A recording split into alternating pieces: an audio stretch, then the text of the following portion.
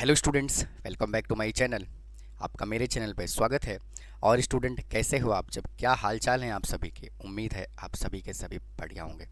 तो स्टूडेंट, आज इस वीडियो में बेहद इंपॉर्टेंट टॉपिक इंटीग्रेशन मैं स्टार्ट करने वाला हूं, जो कैलकुलस का पार्ट है।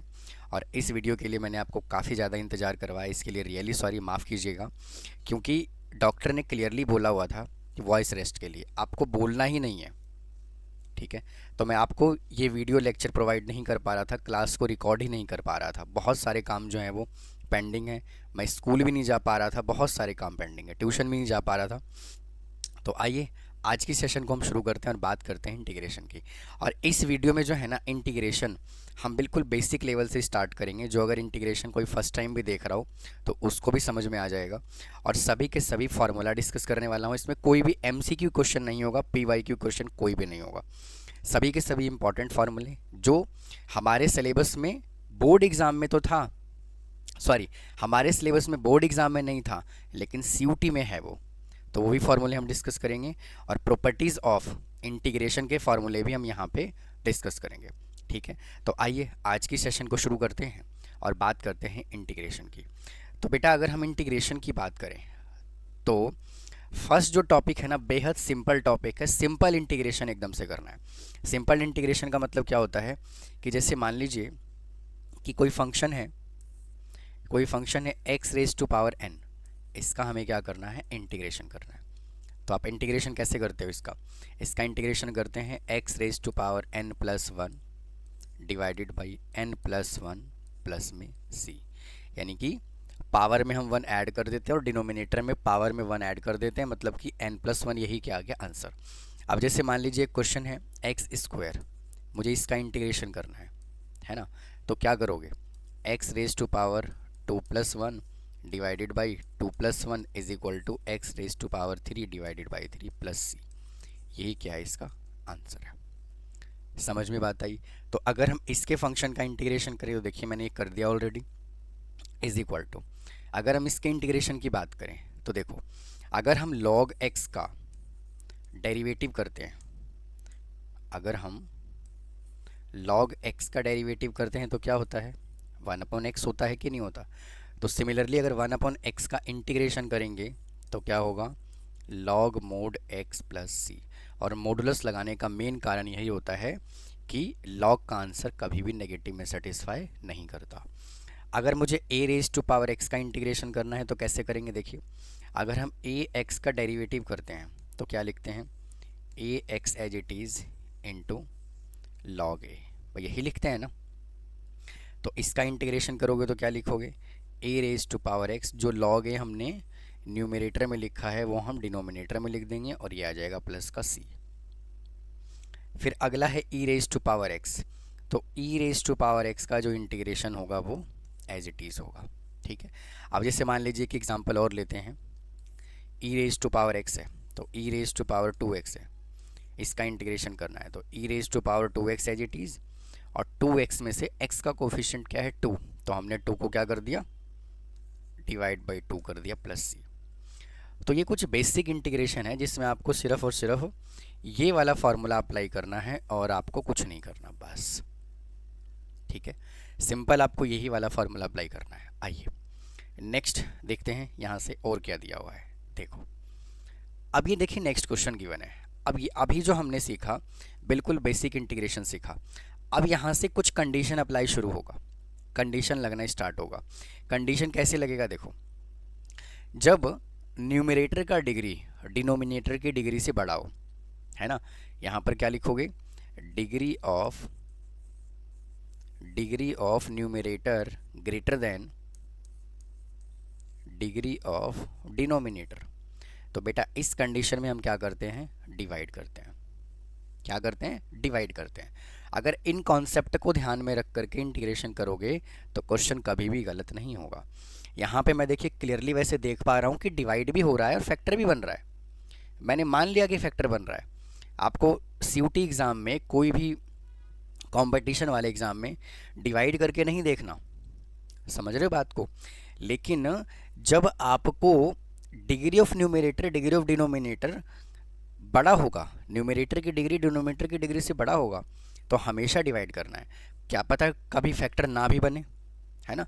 अगर फैक्टर नहीं बनेगा तब आपको ये वाला एक यूनिवर्सल फॉर्मूला अप्लाई करना है हर हालत में, ठीक है। और अगर फैक्टर बन गया तब तो कोई दिक्कत ही नहीं है, इसमें फैक्टर ही बन जाएगा, ठीक है।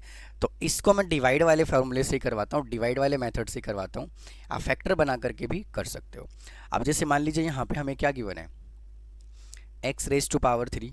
देखो इसको मैं हटा देता हूँ। हमें गिवन है x raise to power 3 minus x square plus x minus 1, ये हमें गिवन है। इसको हमें डिवाइड किससे करना है, x माइनस 1 से। और स्टूडेंट एक बात मैं आपको और बता दूं, इसमें जो area bounded by the curve application of integration जो इस साल सीबीएसई बोर्ड ने हमारे सिलेबस में ऐड किया था, जो प्रीवियस ईयर यानी कि जो आप 12th का एग्ज़ाम दे चुके हो उसके ML अग्रवाल की बुक में गिवन नहीं है। समझ में बात आई।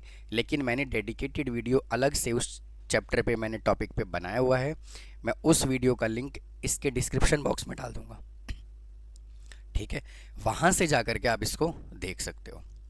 तो इस वीडियो में एप्लीकेशन यानी कि area bounded by the curve वाला क्वेश्चन नहीं मिलेगा आपको, वहाँ पे डिस्क्रिप्शन पे क्लिक करके और वहाँ से आप लिंक पे क्लिक करके वहाँ से आप देख सकते हो, ठीक है। आइए देखिए, अब इसको डिवाइड करना है, तो डिवाइड करोगे तो क्या लिखा जाएगा, सबसे पहले एक्स स्क्वायर, तो x cube minus x square minus plus ये कैंसिल हो जाएगा। अब यहाँ से क्या आया, एक्स माइनस 1, अब किस पे जाएगा, ये 1 पे जाएगा, तो x माइनस 1, यहाँ माइनस यहाँ प्लस, ये कट गया, यहाँ आंसर बेटा कितना आ गया, 0 आ गया, ठीक है। तो अगर मान लीजिए अगर आपको 7 को 3 से डिवाइड करना होता है तो क्या लिखते हो, 3 2 जा 6 1, क्या लिखते हो यहाँ पे हम लिखते हैं 3:1, सॉरी 2:1/3 लिखते हैं, 2:1, इसको मिक्स फ्रैक्शन में ऐसे लिखते हैं। तो इसको भी हमें क्या करना है, मिक्स फ्रैक्शन में लिखना है। तो सबसे पहले क्या लिखोगे, एक्स स्क्वायर प्लस 1, इसको मैं कैसे लिख रहा हूँ, मैं लिख रहा हूँ एक्स स्क्वायर प्लस 1, फिर प्लस, फिर वहाँ क्या है रिमाइंडर 0 डिवाइडेड बाई, और यहाँ क्या है x माइनस 1, इसका हमें करना है इंटीग्रेशन। तो ये तो 0 बन गया, सॉरी ये नहीं, ये 0 बन गया, ठीक है। तो इसका इंटीग्रेशन करोगे तो क्या होगा, एक्स क्यूब अपॉन 3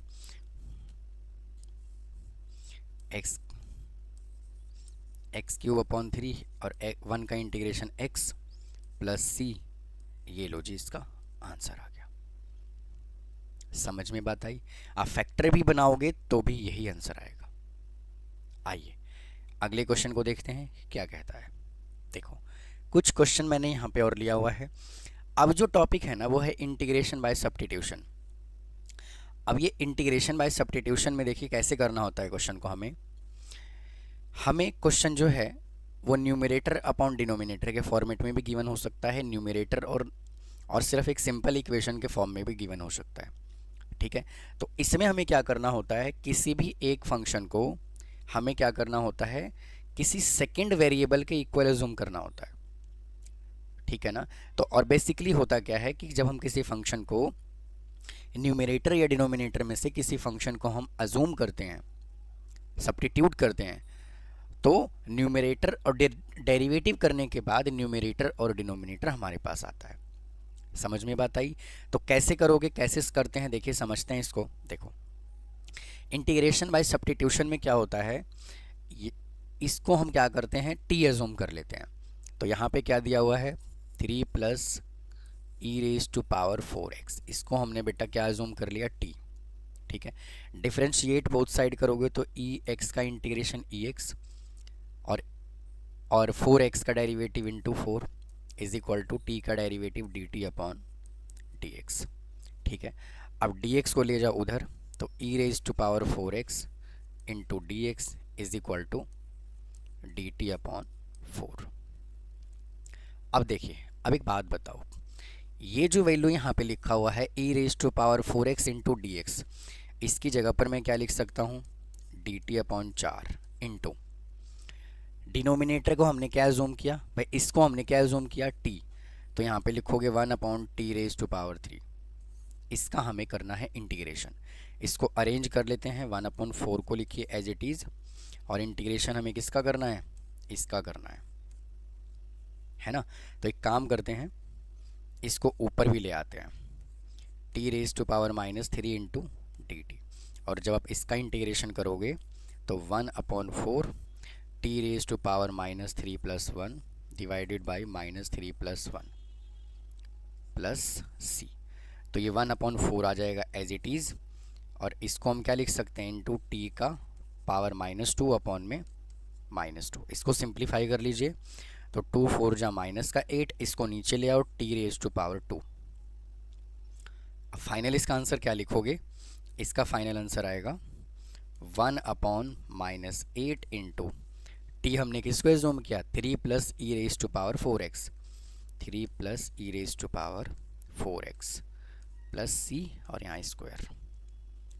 समझ में बात आई। अच्छा, नेक्स्ट क्वेश्चन को देखते हैं, इसको हम कैसे करेंगे, इसको भी सब्स्टिट्यूशन से ही करना है। देखो इसमें हम किसको सब्स्टिट्यूट करें, तो इसको सब्स्टिट्यूट करने के लिए क्या करो, 1/√x है यहाँ पर, तो √x ले लीजिए कॉमन, तो यहाँ से क्या बचेगा, 1 प्लस √x। हाँ या ना भाई, एक बात बताओ ना, अगर हम यहाँ से √x की बात करें, सॉरी x की बात करें, तो मैं x को √x इंटू √x नहीं लिख सकता क्या?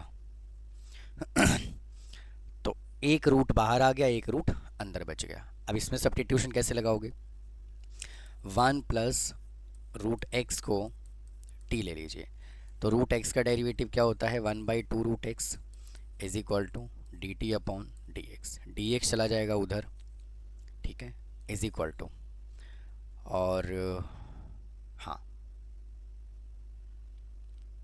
डी एक्स चला जाएगा उधर, और यहाँ से आपका आ गया √x, और 2 चला जाएगा उधर, तो 2 इंटू डी टी। यहाँ तक कोई डाउट? अब देखो, अब यहाँ से देखो, यहाँ से यहाँ dx, तो dx upon √x, dx upon √x की जगह पर मैं 2 इंटू डी टी लिख सकता हूँ, तो बिल्कुल लिख सकता हूँ, इंटू। अब इसको हमने t एज्यूम किया था, तो इंटू 1/t। अब इसका हमें करना है इंटीग्रेशन, तो 2 को लिखो as it is, t into d t is equal to 2, और 1/t का इंटीग्रेशन क्या होगा, log mod t plus C, और t हमने किसको एज्यूम किया था, 1 प्लस √x को, तो 2 log 1 प्लस √x प्लस सी, LOG। ये क्या है इसका आंसर। आइए नेक्स्ट क्वेश्चन पे चलते हैं। अब देखिए, अब जो नेक्स्ट टॉपिक है वो है आपका इंटीग्रेशन बाय पार्शियल फ्रैक्शन। अगर हम यहाँ से इंटीग्रेशन बाय पार्शियल फ्रैक्शन की बात करें, तो इंटीग्रेशन बाय पार्शियल फ्रैक्शन हम अप्लाई कब करते हैं, जब कोई भी फंक्शन न्यूमरेटर अपॉन डिनोमिनेटर के फंक्शन में दिया हो, मतलब कि फ्रैक्शनल के फॉर्म में दिया हुआ हो, ठीक है, और जो फ्रैक्शन होना चाहिए वो प्रॉपर फ्रैक्शन होना चाहिए। भाई जो फ्रैक्शन होना चाहिए वो कैसा होना चाहिए, प्रॉपर। अब कहोगे सर प्रॉपर फ्रैक्शन क्या होता है, तो प्रॉपर फ्रैक्शन का मतलब होता है, जैसे मान लीजिए मैंने लिखा 3/4, मतलब कि जो न्यूमरेटर होगा वो डिनोमिनेटर से क्या होगा, छोटा होगा। Degree of numerator is less than the degree of denominator, sorry, हाँ ठीक है। जैसे मान लीजिए यहाँ पर है 1/x² प्लस 2, ये भी एक प्रॉपर फ्रैक्शन है। लेकिन अगर मान लीजिए यहाँ पर है x स्क्वायर अपॉन 3x², तो ये भी इम्प्रॉपर फ्रैक्शन है। समझ में बात आई कि नहीं आई, ये भी क्या है, इम्प्रॉपर फ्रैक्शन है। अगर degree of numerator is equal two degree of denominator हो जाता है, तो ये भी क्या कहलाता है, इम्प्रॉपर कहलाता है। प्रॉपर के लिए एक ही कंडीशन है, क्या, डिग्री ऑफ न्यूमरेटर जो है वो डिग्री ऑफ डिनोमिनेटर से क्या होना चाहिए, छोटा होना चाहिए। आइए जी, अब चलते हैं इसके कुछ कॉन्सेप्ट पे। तो ये जो है हमें कुछ 5 तरह से क्वेश्चन पूछा जा सकता है। भाई फर्स्ट टाइप ये है, अगर ये है मतलब कि P x plus q upon में एक्स माइनस ए इंटू एक्स माइनस बी है, तो इसको पार्शली हम इसको ऐसे ब्रेक करते हैं। अगर मान लीजिए x minus a x minus b x minus c है, तो पार्शली अगर तीनों ही वेरिएबल तीनों ही नंबर अगर अलग अलग हैं तो इसको हम ए बी और सी के फॉर्म में ब्रेक करते हैं। ठीक है, अगर p x plus q upon x minus a का होल स्क्वायर गिवन है तो इसको हम इस तरह से ब्रेक करते हैं, ए upon x minus A plus x minus a का होल स्क्वायर। अगर मान लीजिए यहाँ पे पावर 3 होता, अगर पावर यहाँ पे 3 होता तो हम फिर क्या करते, यहाँ पर एक वैल्यू और ऐड करते, c into x minus a raise to power 3। ऐसे समझ में बात आई? आइए अब चलते हैं अगली कहानी पे। अगर x माइनस ए का होल स्क्वायर है, x माइनस बी है, तो सेम फंडा, पहले ये वाला अप्लाई करोगे और फिर ये वाला हम एक्स्ट्रा इसके अंदर ऐड कर देंगे। लेकिन ये जो सिचुएशन है ये थोड़ा सा अलग है, ये वाला। ठीक है, यहाँ पे क्या दिया हुआ है x माइनस ए, तो इसको x माइनस ए तो हमने लिख दिया a के साथ, लेकिन डिनोमिनेटर का ये वैल्यू गिवन है x square plus b x plus c given है। अगर ये फैक्टराइज नहीं हो रहा, अगर ये फैक्टराइज नहीं हो रहा, अगर ये फैक्टर हो रहा है तब तो कोई दिक्कत ही नहीं है, हम इसको पार्शली ब्रेक कर देंगे इस तरह से। लेकिन अगर ये फैक्टर नहीं हो रहा तो यहाँ पे क्या है, देखो एक्स स्क्वायर है, क्या है एक्स स्क्वायर, तो फिर ऊपर हम क्या लिखेंगे, बी एक्स प्लस सी लिखेंगे। क्योंकि सभी में देखो अगर यहाँ पे डिग्री 1 है तो यहाँ कांस्टेंट है, यहाँ डिग्री 1 है तो ऊपर कांस्टेंट है, लेकिन अगर यहाँ डिग्री 2 है तो यहाँ पर डिग्री 1 होना चाहिए। अगर फैक्टर नहीं हो रहा तब की बात कर रहा हूँ मैं। ठीक है, तो ये कुछ कॉन्सेप्ट हैं। अब इन्हीं कॉन्सेप्ट पे बेस पे आइए कुछ क्वेश्चन देखते हैं वापस से। देखो अब इसमें हमें पार्शियल फ्रैक्शन लगाना है, तो सिंपल क्या करोगे, पहले इसको पार्शियली ब्रेक कर दोगे। तो कैसे ब्रेक करोगे, देखो इसको कैसे ब्रेक करेंगे। सबसे पहले यहाँ लिखोगे x minus 1 divided by x minus 2 और x minus 3 is equal to, इसको हम क्या लिख सकते हैं, a upon x minus 2 plus b upon x minus 3। ठीक है, फिर हम ले लेंगे इसका एलसीएम, तो ये x minus 1 divided by x minus 2 into x minus 3 is equal to x minus 2 into x minus 3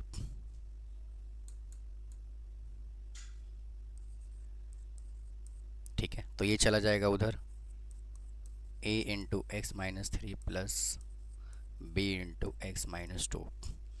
तो बेटा इससे ये कैंसिल हो जाएगा, यहाँ पे क्या बचा, x minus 1 is equal to a into x minus 3 into plus b into x minus 2 बचेगा। ठीक है, अब यहाँ से हम क्या करते हैं, hit and trial method apply करते हैं। अब हिट एंड ट्रायल मेथड क्या होता है, अगर x की जगह पे यहाँ पे -3 है तो x की जगह पर +3 पुट करते हैं। तो आप x is equal to 3 put करोगे पॉजिटिव का, तो यहाँ से क्या आएगा, 3 माइनस 1 2 इज इक्वल टू, ये हो जाएगा आपका 0, यहाँ 3 माइनस 2 तो यहाँ b बचेगा, तो b इज इक्वल टू हमने क्या निकाला 2। अब x इज इक्वल टू यहाँ -2 है तो अब 2 पुट करिए। ठीक है, तो 2 minus 1 1 is equal to a into 2 minus 3 plus 0, तो a इज इक्वल टू यहाँ से कितना आ गया, माइनस का 1। ठीक है, अब क्या करोगे इसको, अब इसको हम लिख देते हैं कुछ इस तरह से, a की जगह पे -1 निकाला तो यहाँ पे आ जाएगा -1 upon x minus 2 into D x, फिर प्लस b हमने कितना निकाला 2, तो 2 upon x minus 3 into D x, तो minus log mod x minus 2 plus 2 into log mod x minus 3 plus c. ठीक है जी, यहाँ तक थोड़ा सा इसको और ठीक कर लीजिए। यहाँ से माइनस लॉग एक्स माइनस 2 को रखो एज इट इज़, प्लस इसके पावर को ऊपर ले जाओ तो यह आ जाएगा लॉग एक्स माइनस 3 का स्क्वायर प्लस सी। ठीक है, अब ये और ये मतलब ये जो है नेगेटिव है, तो आप इसके अंदर ये वाला फार्मूला अप्लाई कर सकते हो, एक्स माइनस थ्री का whole square divided by x minus two plus c. ये है इसका फाइनल आंसर। ठीक है, आइए नेक्स्ट क्वेश्चन को देखते हैं यहाँ से क्या कहता है। अब देखिए, ये फिर से एक पार्शियल फ्रैक्शन का ही क्वेश्चन गिवन है, लेकिन इसका पैटर्न जो है वो क्या है, चेंज है। पहले इस वीडियो में हम फार्मूले को डिस्कस करेंगे और उससे रिलेटेड हम क्वेश्चन करेंगे, ताकि आपको सभी के सभी पैटर्न जो है वो रिवाइज हो जाए। वैसे तो आप पेपर दे करके आए हो, है ना। आइए, तो इसको आप कैसे लिखोगे, इसको पार्शली हम इसको ऐसे लिखेंगे, x upon x minus one का whole square into x plus two is equal to a upon x minus one plus b upon x minus one का whole square plus c upon x plus two. ठीक है, अब इसका LCM ले लीजिए, ये वाला value as it is x minus one का whole square into x plus two is equal to, इसका एलसीएम ले लो, इसका ले लीजिए एलसीएम। तो क्या आएगा यहाँ से, ए नहीं, एक्स माइनस वन का whole square into x plus two, इसका एलसीएम लोगे तो इससे जब इसको डिवाइड करोगे तो यहाँ पे एक्स माइनस वन बचेगा और यहाँ पर एक्स प्लस टू बचेगा, फिर प्लस बी इंटू,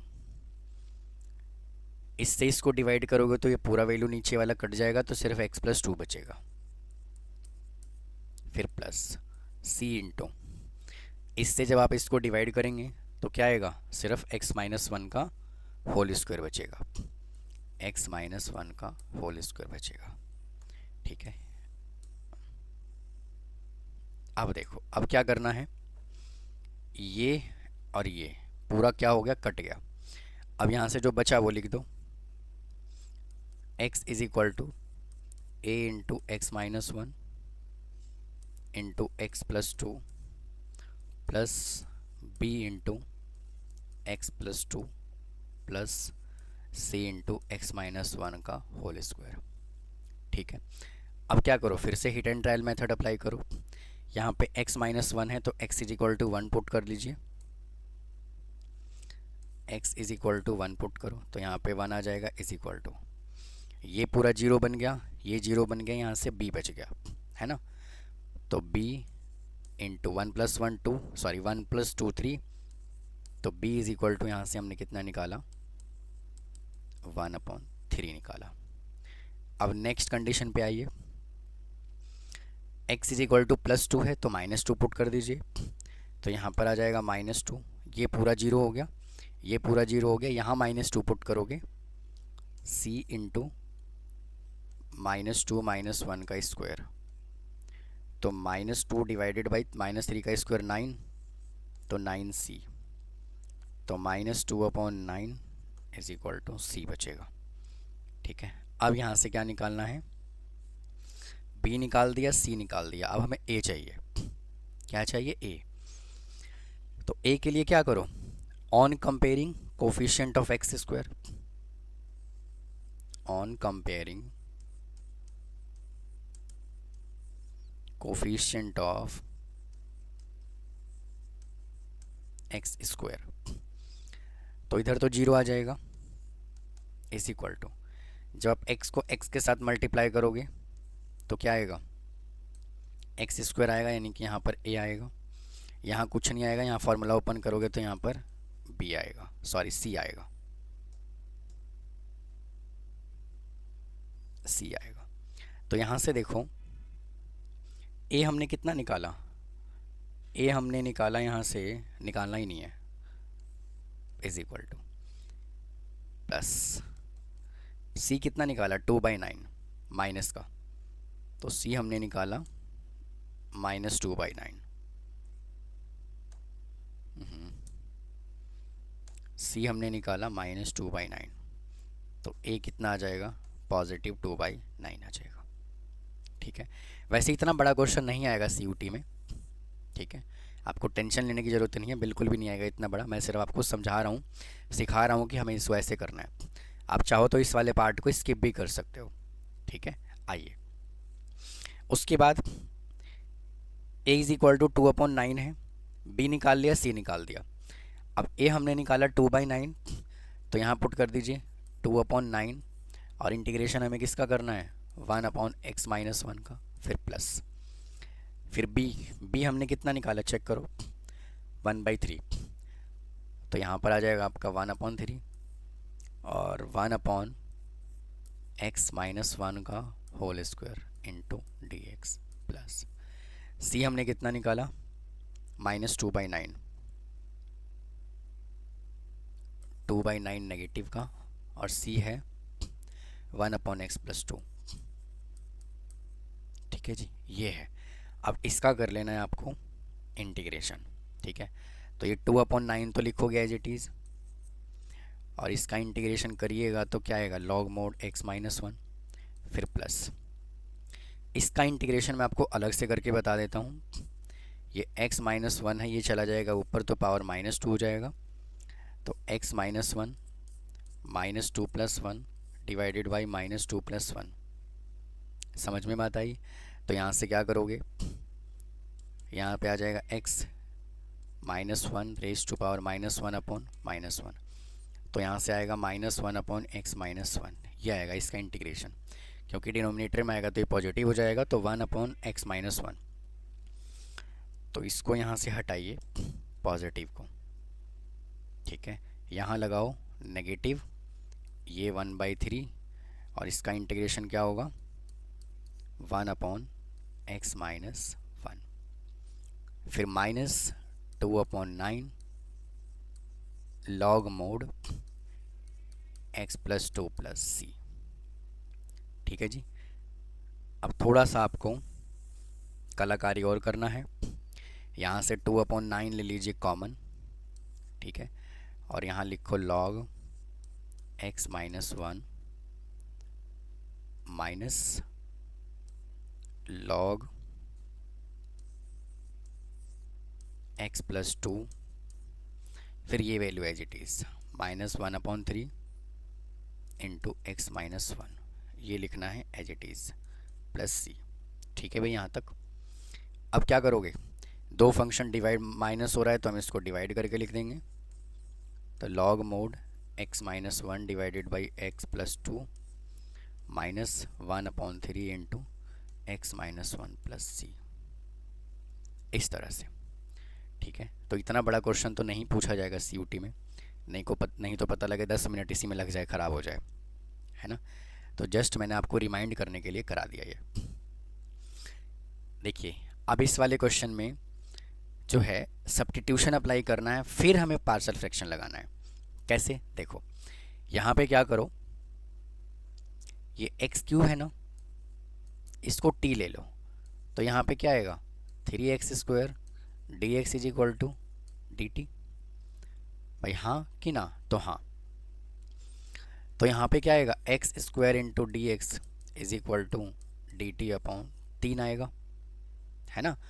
तो x² dx की जगह पर क्या लिखूँगा, dt/3, 1 प्लस x³ को हमने t लिया, और 2 प्लस इसको भी हमने t लिया। अब इसका इंटीग्रेशन हमें करना है, तो बहुत ही सिंपल क्वेश्चन बन गया। इस तरह का क्वेश्चन हो सकता है आ जाए, तो क्या करोगे, यहाँ से 1/3 को रखोगे बाहर, dt/1 plus t into 2 plus t, ठीक है। तो इसको पार्शली कैसे ब्रेक करोगे, dt तो नहीं लिखना, 1 लिखना है, 1/1 plus t into 2 plus t is equal to a/में 1 प्लस टी प्लस b/में 2 प्लस टी, ठीक है यहाँ तक। अब एलसीएम ले लोगे, तो 1/में 1 plus t into 2 plus t is equal to, इसको ब्रेक करोगे, मतलब सॉरी एलसीएम लोगे, तो 1 plus t into 2 plus t, तो a into 2 plus t b into 1 plus t, ये इससे कट गया, तो 1 is equal to a into 2 plus t plus b into 1 plus t. ठीक है, अब यहाँ पे hit and trial method apply करो। क्या करोगे, टी की जगह पे +2 है तो -2 पुट करो, तो 1 इज इक्वल टू ए, ये पूरा 0 हो गया, प्लस बी, यहाँ पे -2 पुट करोगे तो क्या आएगा, -1, तो b इज इक्वल टू क्या आ गया, -1। फिर सिमिलरली यहाँ पे +1 है तो -1 पुट करो, तो 1 is equal to 2 plus t है तो 2 में से 1 माइनस किया तो 1 ए, और ये वाला पूरा 0 हो गया, तो a इज इक्वल टू 1 आ गया। अब यहाँ पे इसको हमने क्या लिखा था ये, तो a इज इक्वल टू 1 आया, तो 1 अपॉन में 1 plus t into d T minus b कितना आया, -1, तो डी टी अपॉन में 2 प्लस टी, तो यहाँ से आपका आ जाएगा log mod t plus 1 minus log mod 2 plus t plus सी। तो ये लॉग में दो फंक्शन क्या हो रहा है, माइनस हो रहा है, तो हम इसको डिवाइड करके लिख देते हैं, प्लस सी एल जी। अभी सॉरी आंसर नहीं आया, t की जगह पे हमें x क्यूब भी पुट करना है, तो log x cube plus 1 divided by x cube plus 2 plus c.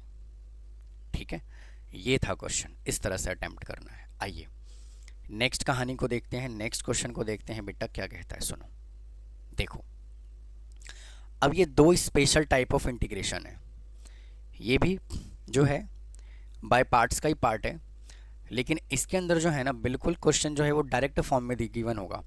ये वाला टॉपिक ज़्यादा इंपॉर्टेंट है पार्शियल फ्रैक्शन के उस पर, क्योंकि इसके अंदर बिल्कुल डायरेक्ट फार्मूला अप्लाई करना है और क्वेश्चन को सॉल्व करना है। ठीक है, ये ज़्यादा इंपॉर्टेंट है पार्शियल फ्रैक्शन से। अगर ऐसा नहीं है कि पार्शियल फ्रैक्शन का क्वेश्चन सीयूटी में नहीं आया है, आया हुआ है, लेकिन छोटा क्वेश्चन आया है, इसलिए मैंने आपको रिवाइज करवा दिया। अब इसमें जो है डायरेक्ट अगर 1/x² माइनस a² का फॉर्मेट दिया हुआ हो तो उसका formula 1/2a into log x minus a upon x plus a होता है, और अगर 1/a² माइनस x² होता है तो 1/2a log a plus x upon में a माइनस x होता है। तो इसके अंदर डायरेक्ट ये वाला फार्मूला यहाँ से अप्लाई कर लेना है। कैसे, देखो हम इसको कैसे लिख सकते हैं, हम इसको लिख सकते हैं क्या, 1/x² माइनस 4 का स्क्वायर इंटू dx, हाँ या ना, तो हाँ। अब ये वाला फॉर्मेट बन गया, तो 1/2 इंटू ए कितना है चेक करो, a है बेटा यहाँ पे 4, जब कंपेयर करोगे a² का 4² से तो a कितना है 4, फिर यहाँ पे लिखना है log mode x minus a, x कितना है a कितना है 4, और x प्लस a बोले तो ये प्लस का c, लो जी इसका आंसर आ गया। और मैंने यहाँ पे मिस्टेक ये कर दिया, a की जगह पे ना हमें 4 लिखना है, मैंने a ही रहने दिया, इंटू 4, इसको मल्टीप्लाई करके लिख लीजिएगा, आंसर आ जाएगा।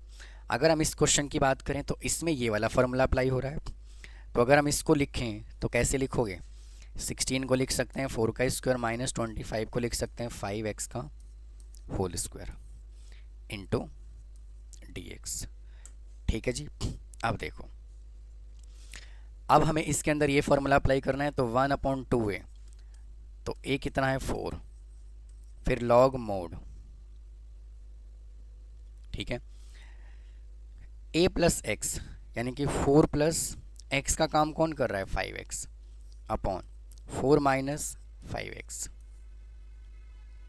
ठीक है, प्लस c। अब स्टूडेंट यहाँ पे क्या ये पूरा सही है, क्या ये पूरा सही है, जी नहीं, पूरा ठीक नहीं है। क्यों नहीं है ठीक, क्योंकि यहाँ पर है 5x, क्या है 5x, और 5x के कोफिशिएंट से डिवाइड भी तो करना है ना, x का कोफिशिएंट से हमें डिवाइड भी करना है, तो यहाँ पे क्या आ जाएगा इंटू 5 और आ जाएगा, और ये माइनस है यहाँ पे, तो ये माइनस भी लग जाएगा यहाँ पर। ठीक है, आइए नेक्स्ट देखते हैं। कुछ और स्टैंडर्ड इंटीग्रेशन है। ठीक है, ये हमारे सिलेबस में नहीं गिवन था इस साल। ठीक है, ये हमारे सिलेबस में नहीं है, लेकिन CUT के सिलेबस में है ये वाला।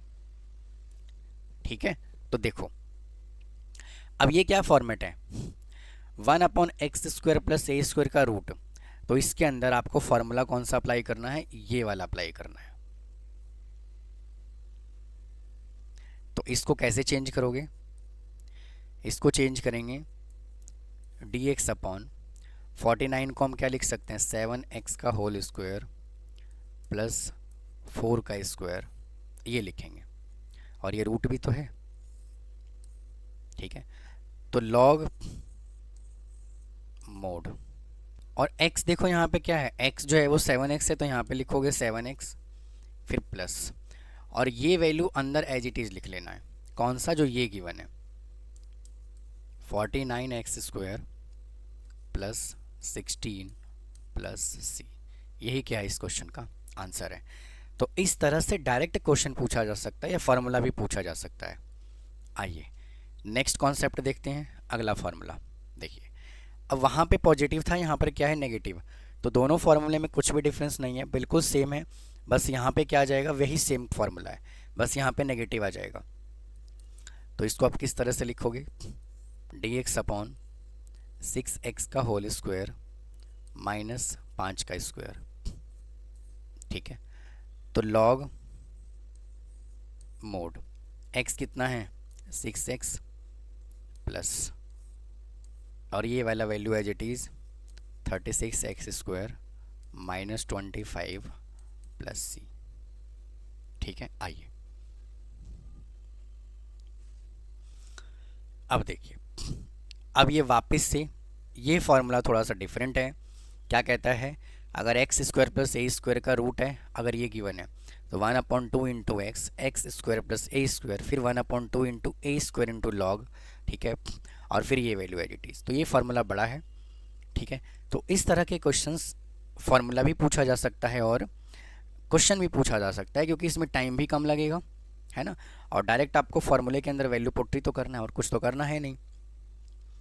तो स्टूडेंट इसके पहले वाले क्वेश्चन में जो है ना, वो मैंने मिस्टेक कर दिया, शायद दोनों में गलत हो गया।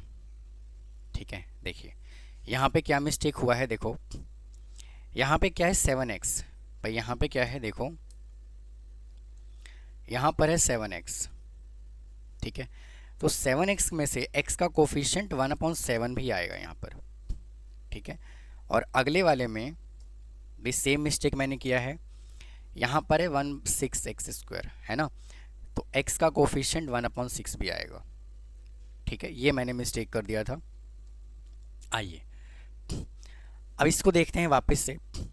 ये फॉर्मेट हमें गिवन है, तो इसको आप कैसे बनाओगे, देखो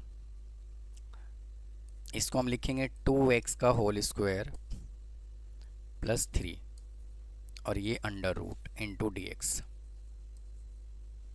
इज इट क्लियर। अब देखो, तो ये 1/2 as it is into x कितना है चेक करो, x है यहाँ पर 2x। ठीक है, फिर प्लस 1/2 एज इट इज, और a कितना है 3, तो 3 का स्क्वायर 9, फिर लॉग मोड, और x कितना है 2x, तो यह आ जाएगा 2x, फिर प्लस, फिर ये अंडर रूट, ये वाला value as it is 4x² plus 9, ये एज इट इज़। ठीक है, और यहाँ पर प्लस का c, और ये भी गलत है अब तक, क्यों, देखो यहाँ पर है 2x, तो x का कोफिशिएंट इंटू 2 भी आएगा यहाँ पर, तो ये 2 से 2 कैंसिल हो जाएगा, तो x/2 प्लस, है ना, और ये 9/2 log mod 2x plus under root 4x² plus 9 plus c। ठीक है, आइए अगले क्वेश्चन को देखते हैं। देखो अब फिर से यहाँ पे क्या है, फॉर्मूला फिर से चेंज है यहाँ पर। ठीक है, अगर ये इस टाइप से क्वेश्चन गिवन हो तो फॉर्मूला आपको ये वाला अप्लाई करना है, क्या 1/2x under root x square minus a square upon 1/2 a square log x plus x square minus, ये ज़्यादा डिफरेंस नहीं है, दोनों में ज़्यादा डिफरेंस नहीं है, सिर्फ माइनस प्लस का ही डिफरेंस है बस। ठीक है, आइए देखो फिर से इसको कैसे ब्रेक करोगे। 25 को हम लिख सकते हैं क्या 5 का स्क्वायर माइनस, नहीं 5x का स्क्वायर, 5x का होल स्क्वायर माइनस 3 का स्क्वायर, और ये हमने लगा दिया रूट। ठीक है, तो यहाँ पर क्या आएगा 1/2 इंटू एक्स कितना है इसका, तो 5x अंडर रूट, ये value as it is 25x square minus 9, फिर प्लस 1/2 और a कितना है चेक करो 9, 3, तो 3 का square 9 into log mode x कितना है इसके अंदर 5x प्लस, और अंदर वाला वैल्यू एज इट इज़।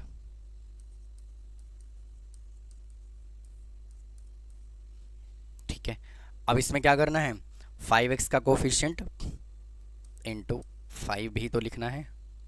ठीक है, तो ये 5 से 5 कट गया, जो बच गया वो आपका आंसर। ठीक है, आइए अगले कहानी को देखते हैं, मतलब अगले क्वेश्चन पे चलते हैं। देखो अब स्टूडेंट इस वाले केस में क्या है ना, इसके पहले वाले क्वेश्चन में क्या था कि आपको दोनों के अंदर, मतलब दोनों फॉर्मूले के अंदर, दोनों क्वेश्चन के अंदर आपको डायरेक्ट ये फॉर्मेट बना करके दिया हुआ था, चाहे हम इसकी बात करें चाहे हम इसकी बात करें, दोनों के अंदर जो है ऑलरेडी पहले से फॉर्मेट बना हुआ था। लेकिन इस क्वेश्चन में जो है, अगर हम अगले क्वेश्चन की बात करें तो इसमें फॉर्मेट बना करके उसने नहीं दिया, तो पहले हमें इसको स्टैंडर्ड फॉर्म में चेंज करना पड़ेगा, तभी तो हम फार्मूला अप्लाई कर सकते हैं कि नहीं।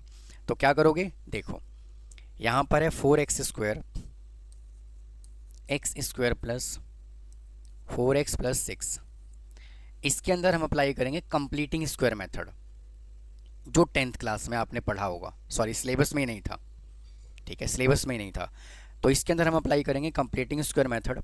और हाँ, जब भी हम कंप्लीटिंग स्क्वायर मेथड अप्लाई करते हैं तो कभी भी x के साथ कोई नंबर नहीं होना चाहिए, सिर्फ वेरिएबल होना चाहिए। अगर कोई नंबर है तो उसको बाहर कॉमन ले लीजिए।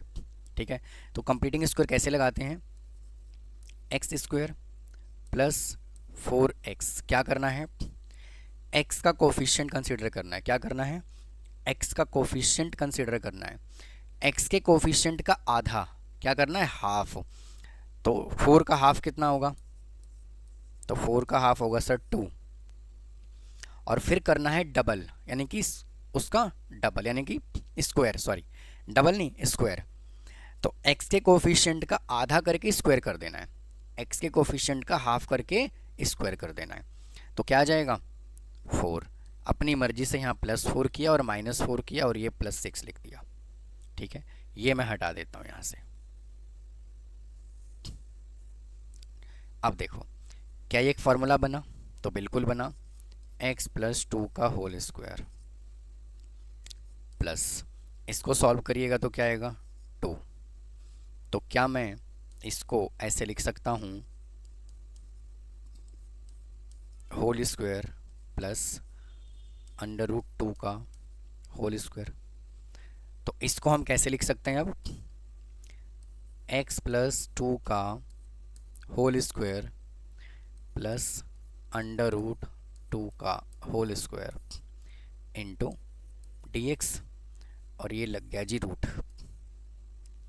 ठीक है, अब इसके अंदर जो है आपको ये वाला फॉर्मूला पुट कर देना है, कौन से वाला, ये वाला 1/2x वाला। ठीक है, 1/2x, तो क्या करोगे यहाँ लिखो 1/2x, x कितना है x + 2, फिर इंटू ये वैल्यू एज इट इज़, आपको ये एज इट इज़ लिखना है ऊपर वाला क्वेश्चन प्लस। ठीक है, फिर उसके बाद 1/2 into a square, A square कितना है, ए है आपका √2 का स्क्वायर, फिर लॉग मोड, ठीक है, लॉग मोड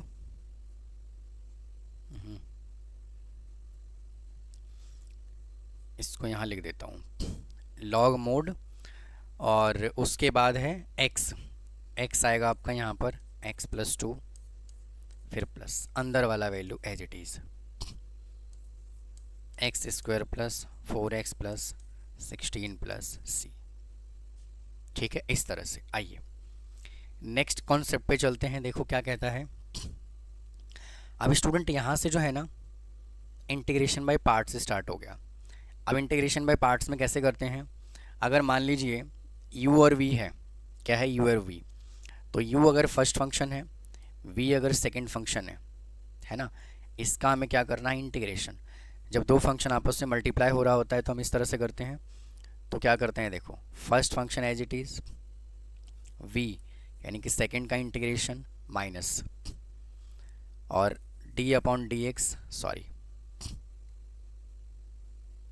पहले वाले फंक्शन का डेरिवेटिव, सही लिख रहा था, d/dx फर्स्ट फंक्शन, फिर सेकंड फंक्शन का इंटीग्रेशन, ठीक है, ये आ गया, और फिर पूरे का इंटीग्रेशन क्या करना है, दोबारा से करना है ना। और इसको किसके अकॉर्डिंग करना है, आई लेट के according, I L A T और ई, ठीक है। अपनी मर्जी से हम किसी भी फंक्शन को फर्स्ट और सेकंड कंसीडर नहीं कर सकते हैं, हमें इसके अकॉर्डिंग ही लेना है। आई का मतलब इन्वर्स ट्रिगर होता है जो हमारे अप्लाइड में नहीं है, एल का मतलब होता है लॉगरिथमिक फंक्शन, ए का मतलब होता है अलजेब्रा, और टी का मतलब ट्रिग्नोमेट्रिक फंक्शन होता है, ये भी हमारे सिलेबस में नहीं है, और ई का मतलब होता है एक्सपोनेंट, ठीक है। तो हमें जो काम करना है वो करना है एल ए ई के अकॉर्डिंग काम करना है, कि किसके अकॉर्डिंग करना है, एल ए ई के अकॉर्डिंग। तो लॉग तो है नहीं, अलजेब्रिक एक्सप्रेशन है और एक्सपोनेंट है, तो अलजेब्रिक एक्सप्रेशन फर्स्ट मान लेते हैं और एक्सपोनेंट को सेकंड मान लेते हैं। तो first function as it is, इसका इंटीग्रेशन करना है, फिर minus derivative of first function, फिर integration of the second function, ठीक है, और उसके बाद पूरे फंक्शन का इंटीग्रेशन करना है दोबारा से, ठीक है। तो x as it is into e⁻3x/3 minus x का इंटीग्रेशन होगा 1 इंटू e⁻3x/3, ठीक है। तो e⁻3x/3 इंटू एक्स माइनस इसका इंटीग्रेशन दोबारा कर दीजिए, यहाँ dx भी आएगा अपॉन 3, ठीक है। तो ex का इंटीग्रेशन ex और 3x का कोफिशिएंट 3 + c। बहुत कर सकते हो तो क्या कर सकते हो, यहाँ से 1/3 इंटू e⁻3x ले लीजिए कॉमन, तो यहाँ से क्या बचेगा, बचेगा x माइनस 1/3 + c। ये कहानी है जी, ठीक है। इसको नोट करिए, फिर चलते हैं अगले क्वेश्चन पे। आइए देखो, फिर से हमें पार्शियल फ्रैक्शन ही अप्लाई करना है। यहाँ पे क्या है, x+1 इंटू लॉग एक्स, तो हमें काम किसके अकॉर्डिंग करना है, एल ए ई के अकॉर्डिंग, एल ए ई। तो लॉगरिथमिक फंक्शन पहले होना चाहिए, तो लॉग एक्स को पहले लिख लीजिए और 1 + x को बाद में लिख लीजिए। तो log x as it is, ठीक है। फिर इंटीग्रेशन हमें किसका करना है,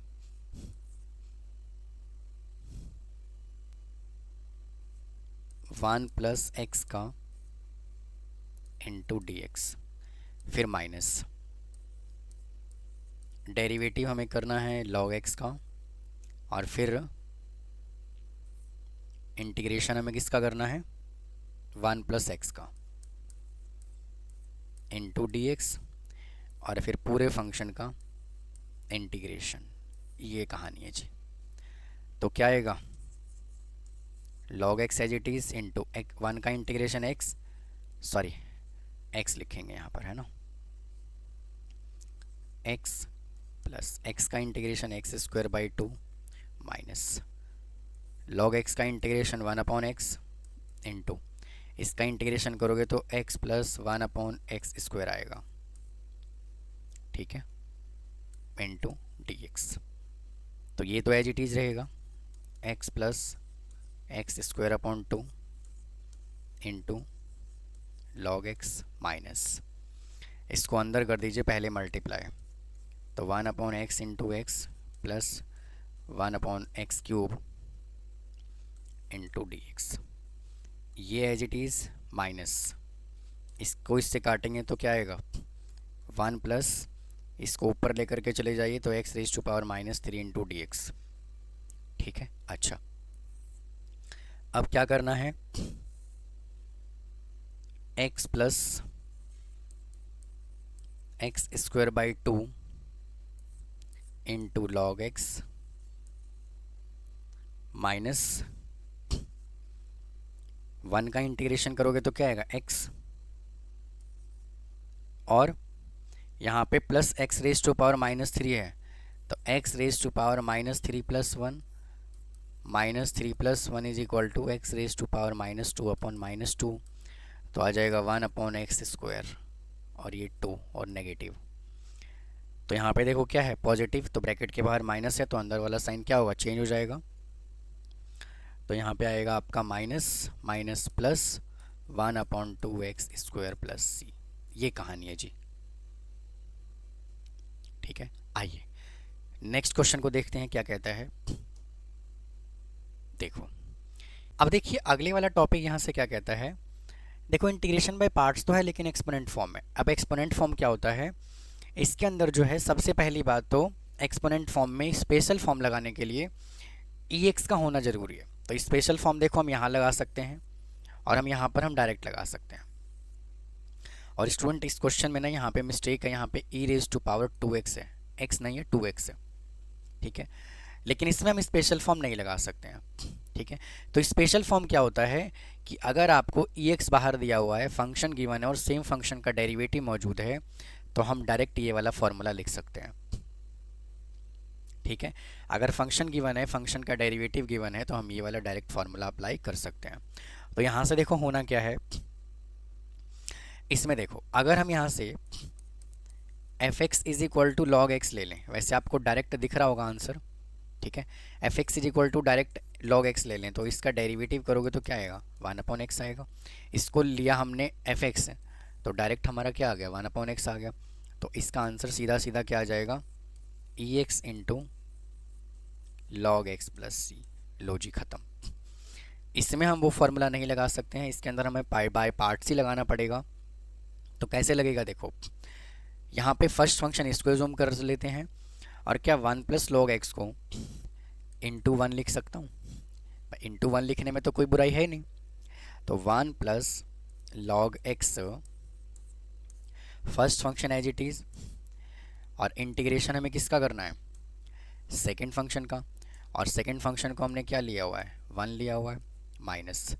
अब यहाँ से फर्स्ट फंक्शन का डेरिवेटिव करना है d/d into 1 plus log x into 1 into D X है तो 1 इंटू डी एक्स, और फिर इस पूरे फंक्शन का इंटीग्रेशन बेटा हमें दोबारा करना है, ठीक है। तो 1 plus log x as it is into इसका इंटीग्रेशन करोगे तो x माइनस 1 का डेरिवेटिव 0 लॉग x का 1/x इंटू 1 का इंटीग्रेशन x, तो ये तो कट गया, ठीक है। और फिर हमें इसका भी तो इंटीग्रेशन करना पड़ेगा, तो इसको अंदर मल्टीप्लाई करो तो x plus x log x minus 1 into D x.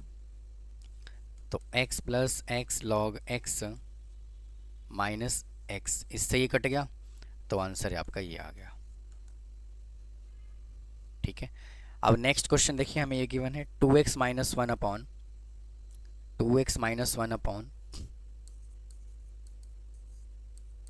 4x² into e raise to power 2x।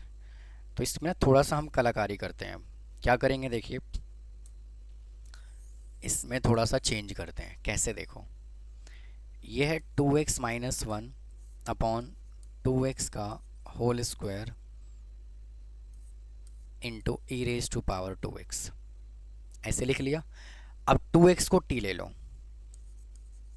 इसको जब t लोगे तो x dx, सॉरी x का डेरिवेटिव 1, तो 2 into D x is equal to d t. तो d x is equal to क्या आ जाएगा, डी टी अपॉन में 2 आ जाएगा। ठीक है, अब थोड़ा चेंज करो क्वेश्चन के अंदर। 2x माइनस 1 है तो t माइनस 1 डिवाइडेड बाई, इसको t लिया था तो यहाँ पे लिख दोगे T square into d T. ठीक है, और ये कहाँ गया, ये 2 एज इट इज़, ये 1/2, इसका इंटीग्रेशन करना है। तो ये 1/2 को तो रखिए बाहर as it is, t upon में t square minus 1 upon t square into d t. इसको कैंसिल करोगे तो क्या आएगा, टी आएगा। तो 1/2 into 1/t minus 1/, T square, हाँ कि ना, तो हाँ, इंटू डी टी। और स्टूडेंट यहाँ पे मैंने एक मिस्टेक कर दिया है, हर जगह कर दिया है भाई। ई रेज टू पावर 2x को t लिया था तो ई टी और ई टी भी लिखना भूल गया सब जगह। ठीक है, अब सुनो, फिर डी टी भी लिखना भूल गया। ठीक है, अब क्या करोगे, अब सुनो, अगर मैं 1/t को कोई फंक्शन एज्यूम करता हूँ तो 1/t का इंटीग्रेशन क्या होगा, 1/t स्क्वायर। तो मैं डायरेक्ट लिख सकता हूँ क्या, 1/2 इंटू 1/t लिख सकता हूँ ना, और क्या लिख सकता हूँ, इंटू ई टी लिख सकता हूँ। तो 1/2 इंटू टी क्या है, टी क्या एज्यूम किया, 2x को, into e raise to power 2x। तो इसका आंसर आ गया e raise to power 2x upon 4x plus c. ये कहानी है जी। ठीक है, आइए चलते हैं अगले क्वेश्चन की तरफ। अब देखो, अब यहाँ से स्टूडेंट क्या हुआ, डेफिनेट इंटीग्रेशन स्टार्ट हो गया। क्या हो गया, डेफिनेट इंटीग्रेशन स्टार्ट हो गया।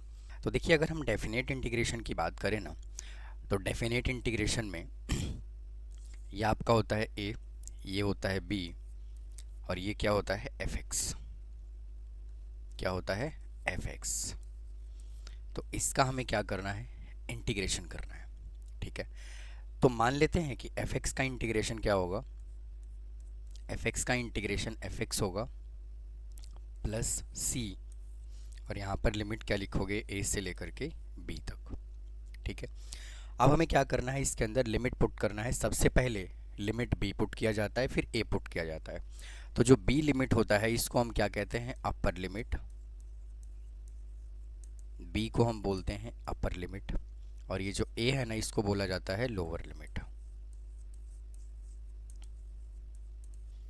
इसको क्या बोला जाता है, इसको बोला जाता है लोअर लिमिट। तो इसके अंदर upper limit minus lower limit करेंगे, तो F b plus c minus F A plus c. ठीक है भाई यहाँ तक। तो यहाँ से क्या आ गया, f b plus c minus F A minus c. अब ये सी से सी कैंसिल हो जाएगा, तो यहाँ से क्या बचा, F B minus F A. यानी कि सबसे पहले हमें क्या करना है कि जो भी हमें फंक्शन गिवन है उसका इंटीग्रेशन करना है, और उसके अंदर हमें ये लिमिट पुट कर देना है F B minus F A. तो आइए इसको देखते हैं कि कैसे हम इसको सॉल्व करेंगे। तो देखिए, क्वेश्चन नंबर फर्स्ट में हमें गिवन है 1/x। तो एक बात बताइए, 1/x है तो 1/x का जो इंटीग्रेशन है वो क्या होगा, लॉग मोड x, और ये लिमिट हमें कितना गिवन है, 2 से लेकर के 3 तक। तो सबसे पहले लिमिट पुट कर दीजिए, log 3 माइनस log 2। या तो यही आंसर है, ठीक है, या तो यही आंसर को मान लीजिए, और नहीं तो जब दो फंक्शन आपस में डिवाइड हो रहा हो, माइनस हो रहा होता है, तो हम क्या करते हैं, उसको डिवाइड करके लिखते हैं। ठीक है, आइए नेक्स्ट वाले क्वेश्चन को देखते हैं। यहाँ से क्या कहता है, इसको मैं हटा देता हूँ। अब देखिए नेक्स्ट क्वेश्चन उसने हमें यहाँ से क्या कह दिया, ये दे दिया अब देखो इसको हम कैसे सॉल्व करेंगे। लिमिट यहाँ पे 0 है, यहाँ 1 है, इसको ना अलग अलग कर लेते हैं। तो 1/x+1 minus x upon 1+x, हमने क्या किया, इसको सेपरेट कर लिया। 1 के अपॉन में भी लिख दिया और x के अपॉन में भी ये लिख दिया। अब यहाँ से ना थोड़ा सा चेंज करिए, देखो यहाँ पर है x अपॉन x+1, ठीक है। तो देखिए degree of numerator degree of denominator यहाँ पे क्या है, सेम है। तो इसमें हमें क्या करना होता है, न्यूमरेटर को डिनोमिनेटर के जैसा बनाना होता है, या फिर ऐसे कह लीजिए कि ये क्या है, एक इम्प्रॉपर फ्रैक्शन है तो प्रॉपर फ्रैक्शन में बनाना है। तो आपके पास दो मेथड है। फर्स्ट मेथड तो ये है कि आप इसको डिवाइड कर लीजिए। क्या कर लीजिए, डिवाइड कर लीजिए। और अगर डिवाइड नहीं करना तो न्यूमरेटर को डिनोमिनेटर के जैसा बनाने के लिए +1 और -1 कर लीजिए। तो यहाँ से क्या आएगा, x+1 अपॉन x+1 लिखिए एज इट इज़, और ये -1 अपॉन x, तो ये तो कैंसिल हो जाएगा और यहाँ पे +1 भी आएगा, ठीक है। तो इसको जब सिंप्लीफाई किया तो क्या आया, 1 - 1 अपॉन x+1 आया, ठीक है। तो इसकी जगह पर आपको क्या लिखना है, लिमिट है 0 से लेकर के 1 तक, 1 upon x+1 minus 1 - 1 upon x+1, 1 - 1 upon x+1, 1 minus है तो प्लस हो जाएगा, 1 अपॉन x+1, ठीक है भाई यहाँ तक। अब देखो इन दोनों को ऐड कर लोगे तो 0 और 1, इनको ऐड करोगे तो क्या आएगा, 2 upon x+1 minus x, sorry 1। अब इसका इंटीग्रेशन करोगे तो 2 log mod x+1 minus x, और ये लिमिट कितना आ गया, 0 से लेकर के 1 तक। अब सबसे पहले लिमिट अपर लिमिट पुट करोगे, उसके बाद लोअर लिमिट पुट करोगे। तो करिए ज़रा पुट यहाँ पर, पहले 1 पुट करो। एक काम करते हैं, इसको थोड़ा सा और स्टैंडर्ड फॉर्म में लिख लेते हैं। तो ये हो जाएगा log 1 + x का स्क्वायर, भाई ये जो है पावर इधर आ जाएगा माइनस x, तो इधर से क्या आएगा log, अब नहीं इसको लिखने का फ़ायदा नहीं हुआ। क्यों नहीं हुआ, क्योंकि वहाँ पे log नहीं है। अगर यहाँ पर log होता ना तो हम क्या करते, जब दो फंक्शन माइनस हो रहा होता है तो हम उसको डिवाइड करके लिख सकते थे। इसको ऐसे पुट करिए, पहले 1 पुट करिए, तो 2 × log 2 × log 1 + 1 -1, फिर -2 × log 0 + 1 -0, तो यहाँ से आ जाएगा 2 log 2 -1, फिर -2 log, और log 0 की log 1 है और -0, तो 2 log 2 -1 log 1 0 होता है। तो ये आ गया इसका आंसर, ठीक है। अब इसके अगले वाले पार्ट को सॉल्व करते हैं। x × e⁻x को, x × e⁻x है, और लिमिट है शायद 0 से 1, लिमिट क्या है 0 से 1, ठीक है, लिमिट है 0 to 1। अब इसको कैसे करोगे सॉल्व, यहाँ पे देखिए दो फंक्शन आपस में मल्टीप्लाई हो रहा है। तो जब दो फंक्शन मल्टीप्लाई हो रहा होता है तो हम क्या करते हैं, इंटीग्रेशन बाय पार्ट्स का यूज़ करते हैं।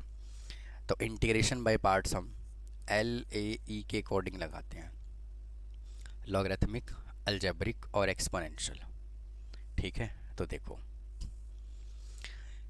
लॉगरिथमिक है नहीं, अलजेब्रिक है, एक्सपोनेंशियल है, तो बिल्कुल ऑर्डर में लिखा हुआ है। तो आपका फर्स्ट फंक्शन यही हो जाएगा और सेकंड फंक्शन ये हो जाएगा। लगाइए ज़रा इंटीग्रेशन बाय पार्ट्स इसके अंदर, देखो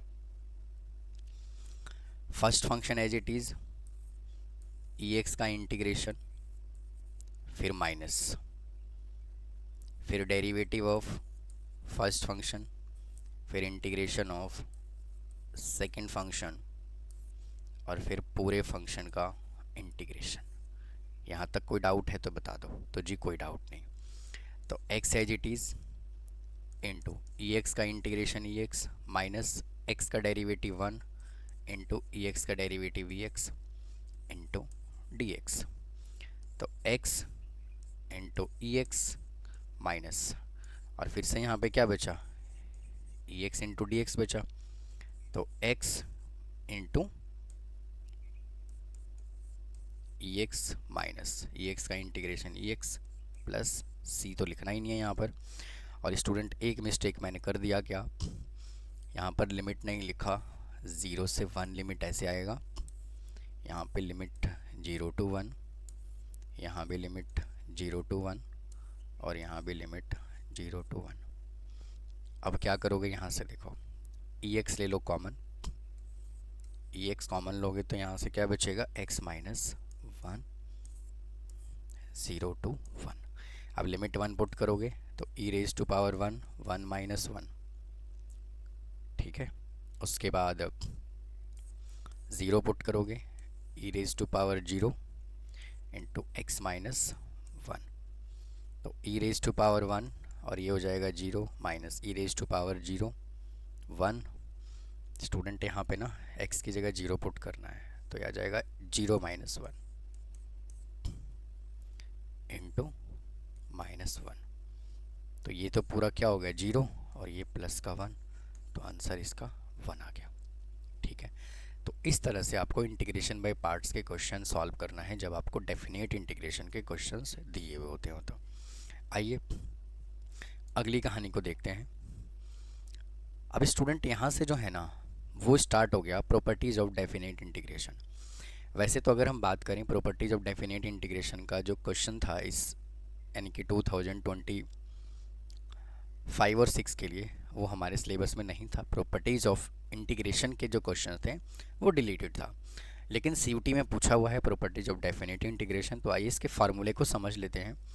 वैसे आज तक तो इतनी बार सीयूटी का एग्ज़ाम हुआ है, लेकिन आज तक ऐसा क्वेश्चन नहीं पूछा गया है डेफिनेट इंटीग्रेशन से रिलेटेड। फिर भी इसको रिवाइज कर लेते हैं एक बार। आइए देखिए, तो ऐसा नहीं है कि आगे भी नहीं पूछा जा सकता है, पूछा जा सकता है क्योंकि सिलेबस में हमें दिया हुआ है। तो देखिए, अगर हम यहाँ से ना फर्स्ट प्रॉपर्टी की बात करें तो क्या कहता है, कि अगर एफ बी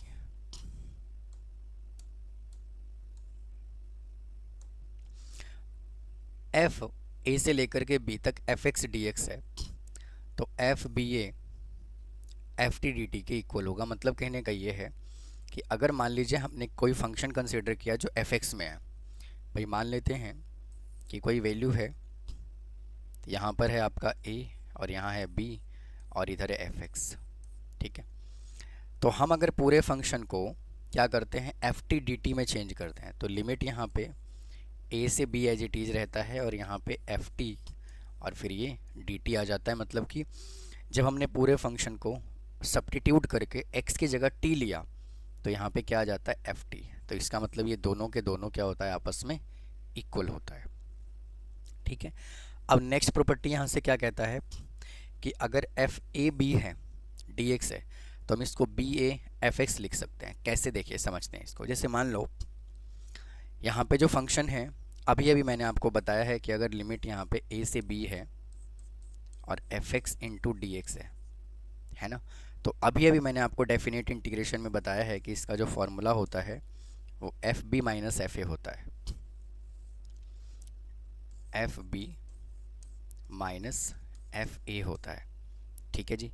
और इस पे जो लिमिट हमने लगा दिया वो क्या लगा दिया, a से लेकर के b तक लगा दिया। अब एक बात बताओ, अगर मैं यहाँ से माइनस कॉमन लूँगा, यहाँ से माइनस कॉमन लूँगा तो ये माइनस बाहर आ जाएगा और यहाँ पे क्या लिखा जाएगा, एफ ए माइनस एफ बी। हाँ, ये ना भाई, अगर मैं इसके अंदर लिमिट को पुट करूँगा, इसमें लिमिट अगर मैंने पुट कर दिया, इसको हटा दीजिए, ये नहीं आना था।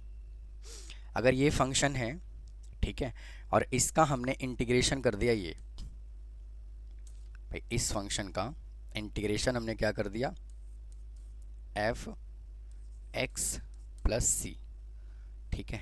इसको भी हटा ही देता हूँ, हमने इसका ये इंटीग्रेशन कर दिया। तो मैंने अभी अभी तो आपको समझाया है कि जब ये कंडीशन गिवन होता है तो हम F B minus F A लिखते हैं डेफिनेट इंटीग्रेशन में। तो अगर मैंने माइनस कॉमन ले लिया तो ए जो है पॉजिटिव हो जाएगा, बी जो है वो क्या होगा, नेगेटिव हो जाएगा भाई, हाँ या ना।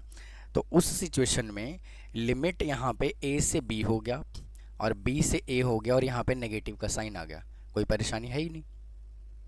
ठीक है भाई, मैंने माइनस कॉमन ले लिया, अब जो अपर लिमिट था वो लोअर लिमिट बन गया, जो लोअर लिमिट था वो अपर लिमिट बन गया। मैं अगर यहाँ पे माइनस कॉमन ले लूँ, ठीक है, माइनस कॉमन लेने के बाद मैं लिमिट चेंज तो कर सकता हूँ ना, यहाँ पे बी लिख सकता हूँ, यहाँ पे ए लिख सकता हूँ। ठीक है, बात तो एक ही है, समझ में आई बात। अच्छा, अब चलते हैं अगले फार्मूले पे। देखो,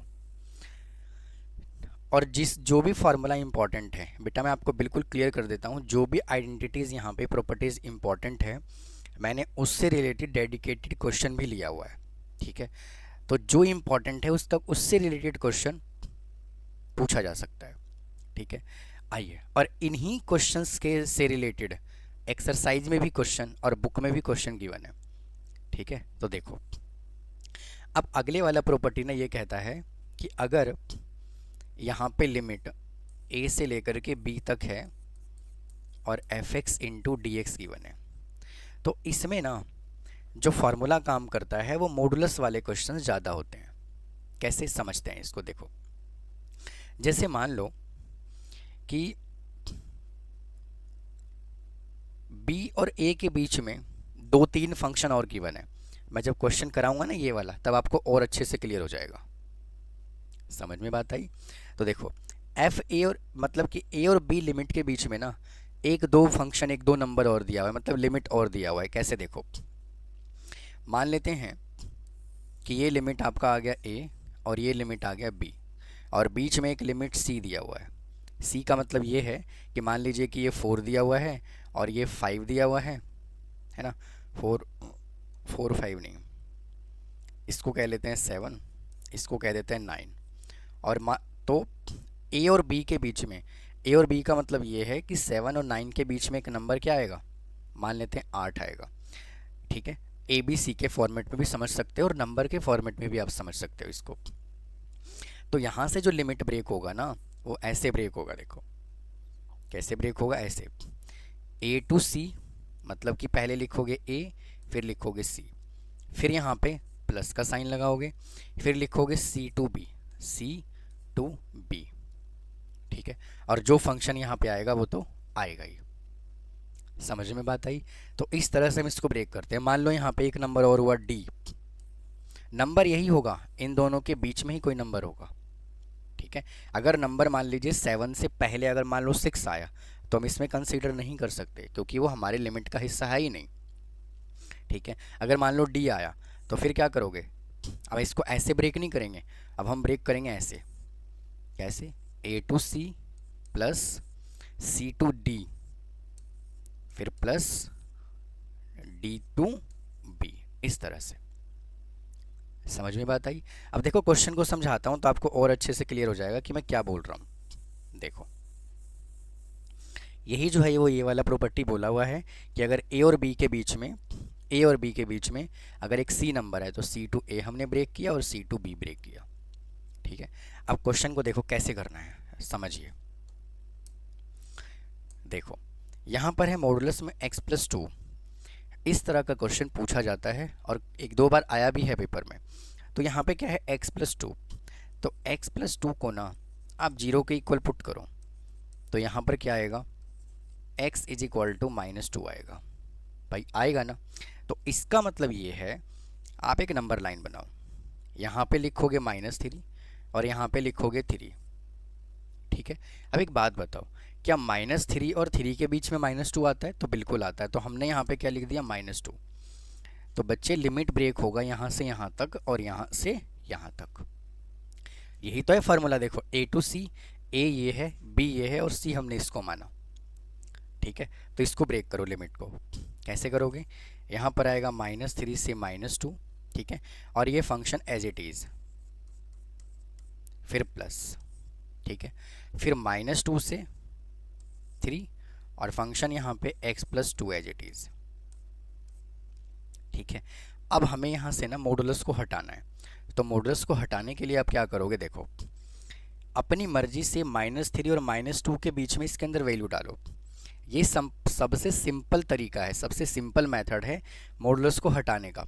इस तरह का अगर क्वेश्चन आपके एग्जाम में आता है तो मॉडुलस अगर इस तरह से आप हटाओगे, रिमूव करोगे, तो कोई परेशानी नहीं होगी, आंसर बहुत जल्दी आ जाएगा और एक्यूरेट भी आएगा।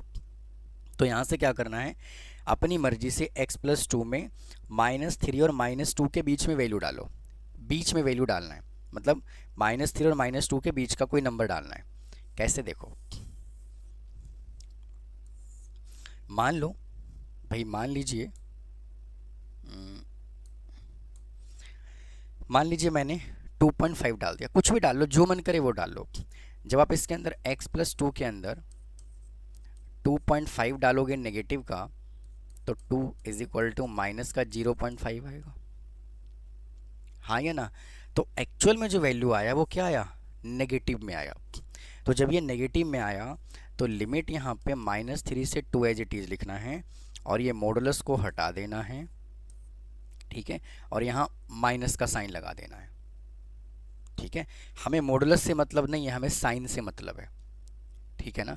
कहीं कहो सर कि नेगेटिव है वहाँ पर और मॉडुलस लगा हुआ है, तो बाहर जब मॉडुलस से एब्सोल्यूट वैल्यू से जब बाहर निकलेगा तो एक्चुअल में पॉजिटिव आएगा, लेकिन नहीं, हमें साइन से मतलब है। अगर नेगेटिव आ रहा है तो आपको नेगेटिव ही लिखना है, फिर प्लस,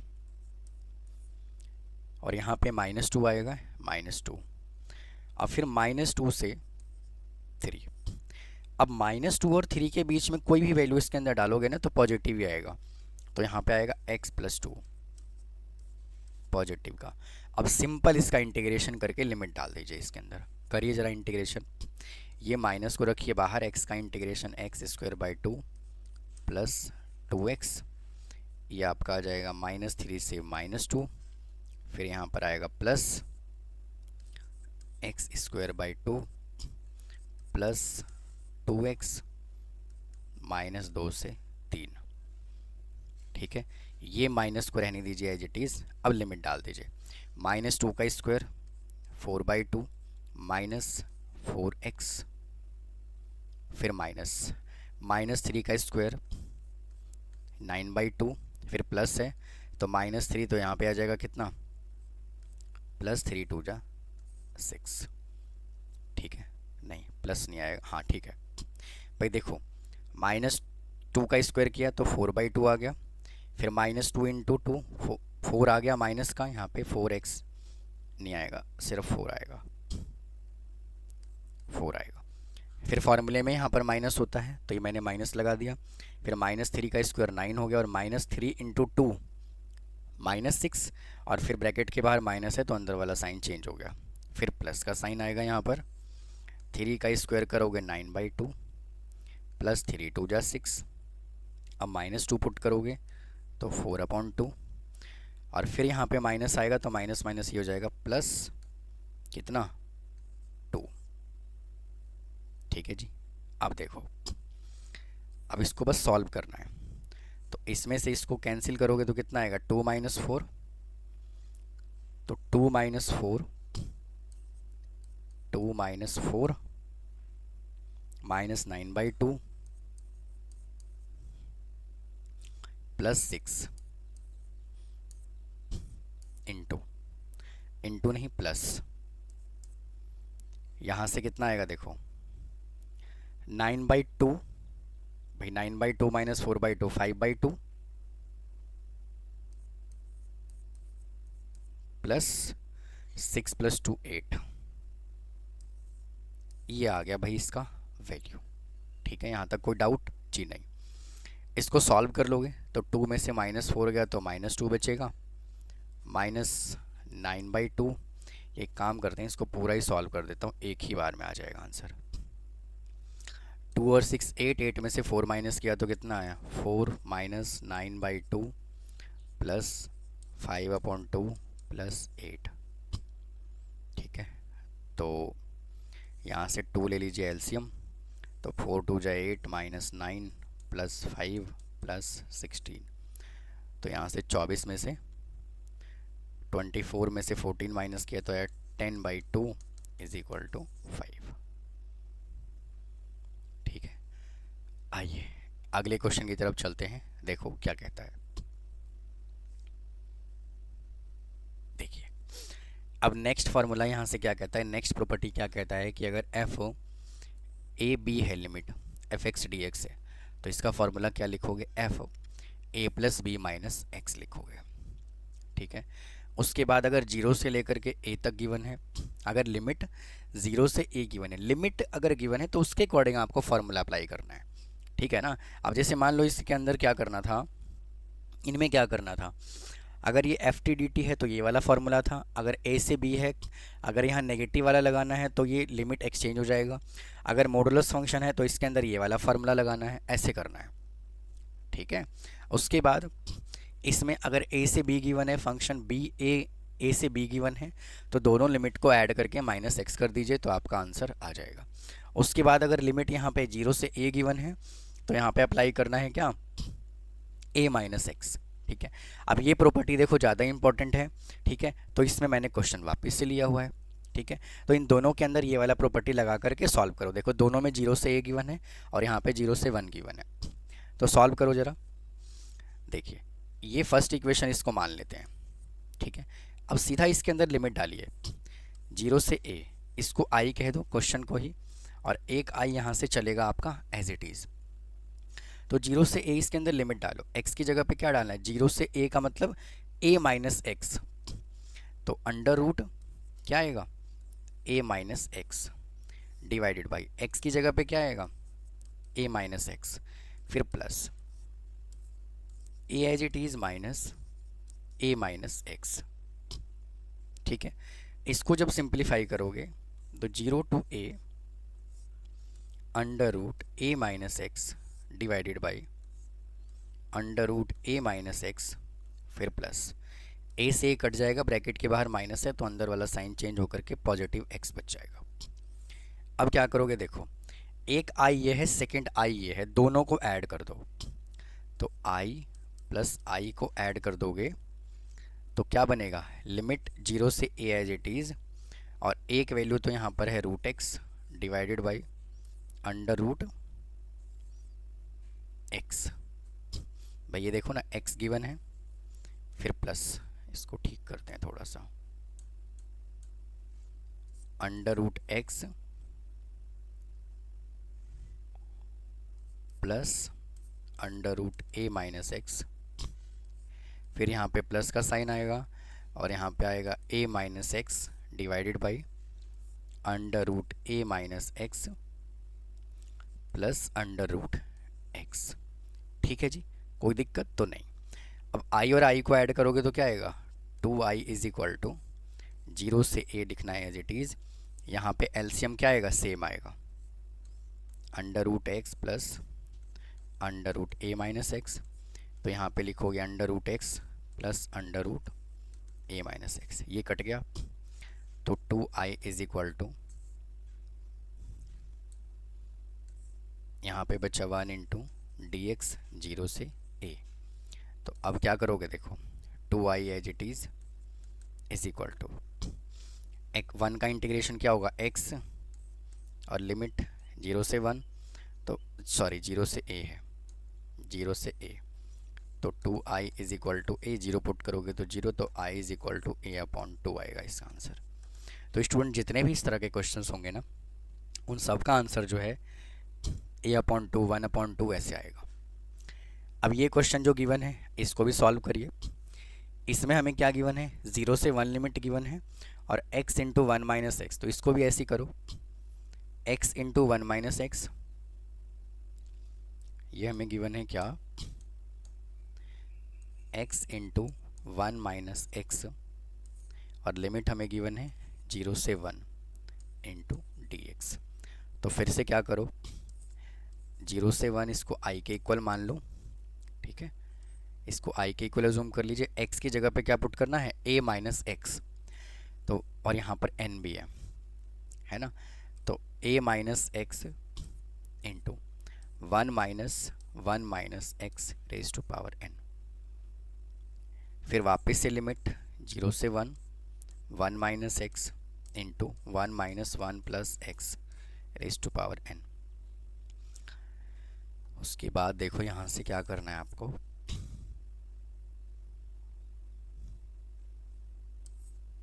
जीरो से वन, ठीक है, और ये one minus x into, one से वन कट गया, x raise to power N बचेगा, ठीक है। अब इसको अंदर मल्टीप्लाई कर दो, तो जब आप इसको अंदर मल्टीप्लाई करोगे तो क्या आएगा, x raise to power N minus x raise to power N plus one, ठीक है, into D X limit zero से वन। अब इसको सॉल्व कर दो। अब इसका इंटीग्रेशन करोगे तो x raise to power N plus one divided by N plus one minus x raise to power N plus one divided by N plus one और लिमिट जीरो टू वन। तो x raise to power N plus one divided by N plus one minus x raise to power N plus two divided by N plus two zero से one, ठीक है। अब limit पहले one डाल दो इसके अंदर, है ना, तो x की जगह वन डालोगे तो one plus one divided by, x की जगह वन पुट करोगे तो वन प्लस वन, नहीं यहाँ पे n प्लस वन है ना, ये n plus one minus x की जगह वन पुट करोगे तो वन इंटू, स्टूडेंट यहाँ पे n प्लस वन आएगा ऐसे, ठीक है, तो n plus two divided by n plus two minus, अब जीरो पुट करो, x की जगह जीरो पुट करोगे तो ये पूरा जीरो हो जाएगा, और यहाँ पर जब जीरो पुट करोगे डिनोमिनेटर में चाहे कुछ भी हो, फिर माइनस x की जगह यहाँ जीरो पुट करोगे तो ये पूरा जीरो हो जाएगा, और यहाँ पे n प्लस टू आ जाएगा, ठीक है भाई, कोई दिक्कत तो नहीं। अब क्या करोगे सुनो, अब यहाँ से हमें सॉल्व करना है इसको, तो जब आप इसको सॉल्व करोगे तो ये आ जाएगा one upon N plus one minus one upon N plus two, और ये पूरा हो जाएगा जीरो, तो n plus one into N plus two, ये चला जाएगा उधर, n plus two minus N minus one, यही आएगा ना इसका आंसर। देखो यहाँ पे टू लिखना था, इसको दोबारा लिखता हूँ, यहाँ पे आएगा आपका n plus one into N plus two, तो यहाँ आ जाएगा n plus two minus N minus one, तो ये n से n कैंसिल हो जाएगा, तो one upon N plus one into N plus two आएगा इसका आंसर। आइए जी अगले प्रॉपर्टीज़ को देखते हैं, देखो क्या कहता है। देखो नेक्स्ट है, अगर 0 से 2a गिवन है तो हम इसको कैसे ब्रेक करेंगे, 0 से a F x into D x, 0 से a F 2a minus x, ठीक है। अगर यहाँ पे 0 से 2a गिवन है तो एक फंक्शन और है कि अगर 0 से a, तो देखो 2 यहाँ पे मल्टीप्लाई हो जाएगा 0 से a एफ एक्स, अगर f 2a माइनस एक्स, जैसे मान लो जो भी क्वेश्चन आपको दिया हुआ है, मान लीजिए कोई भी क्वेश्चन आपको दिया हुआ है और उसके अंदर सबसे पहले आपको क्या करना है, एक मिनट पहले इसको समझते हैं। जो भी फंक्शन आपको गिवन है, जो भी क्वेश्चन आपको गिवन है, अगर उसके अंदर आपने 2a माइनस एक्स पुट किया, मतलब कि जो फंक्शन गिवन है उसका डबल करके माइनस एक्स पुट किया और वो माइनस एफ एक्स के इक्वल आ जाता है, तो उसका डायरेक्ट आंसर जीरो आ जाएगा। और अगर वो पॉजिटिव एक्स आता है तो आपको इसके अंदर ये वाला फार्मूला अप्लाई करना है, ठीक है।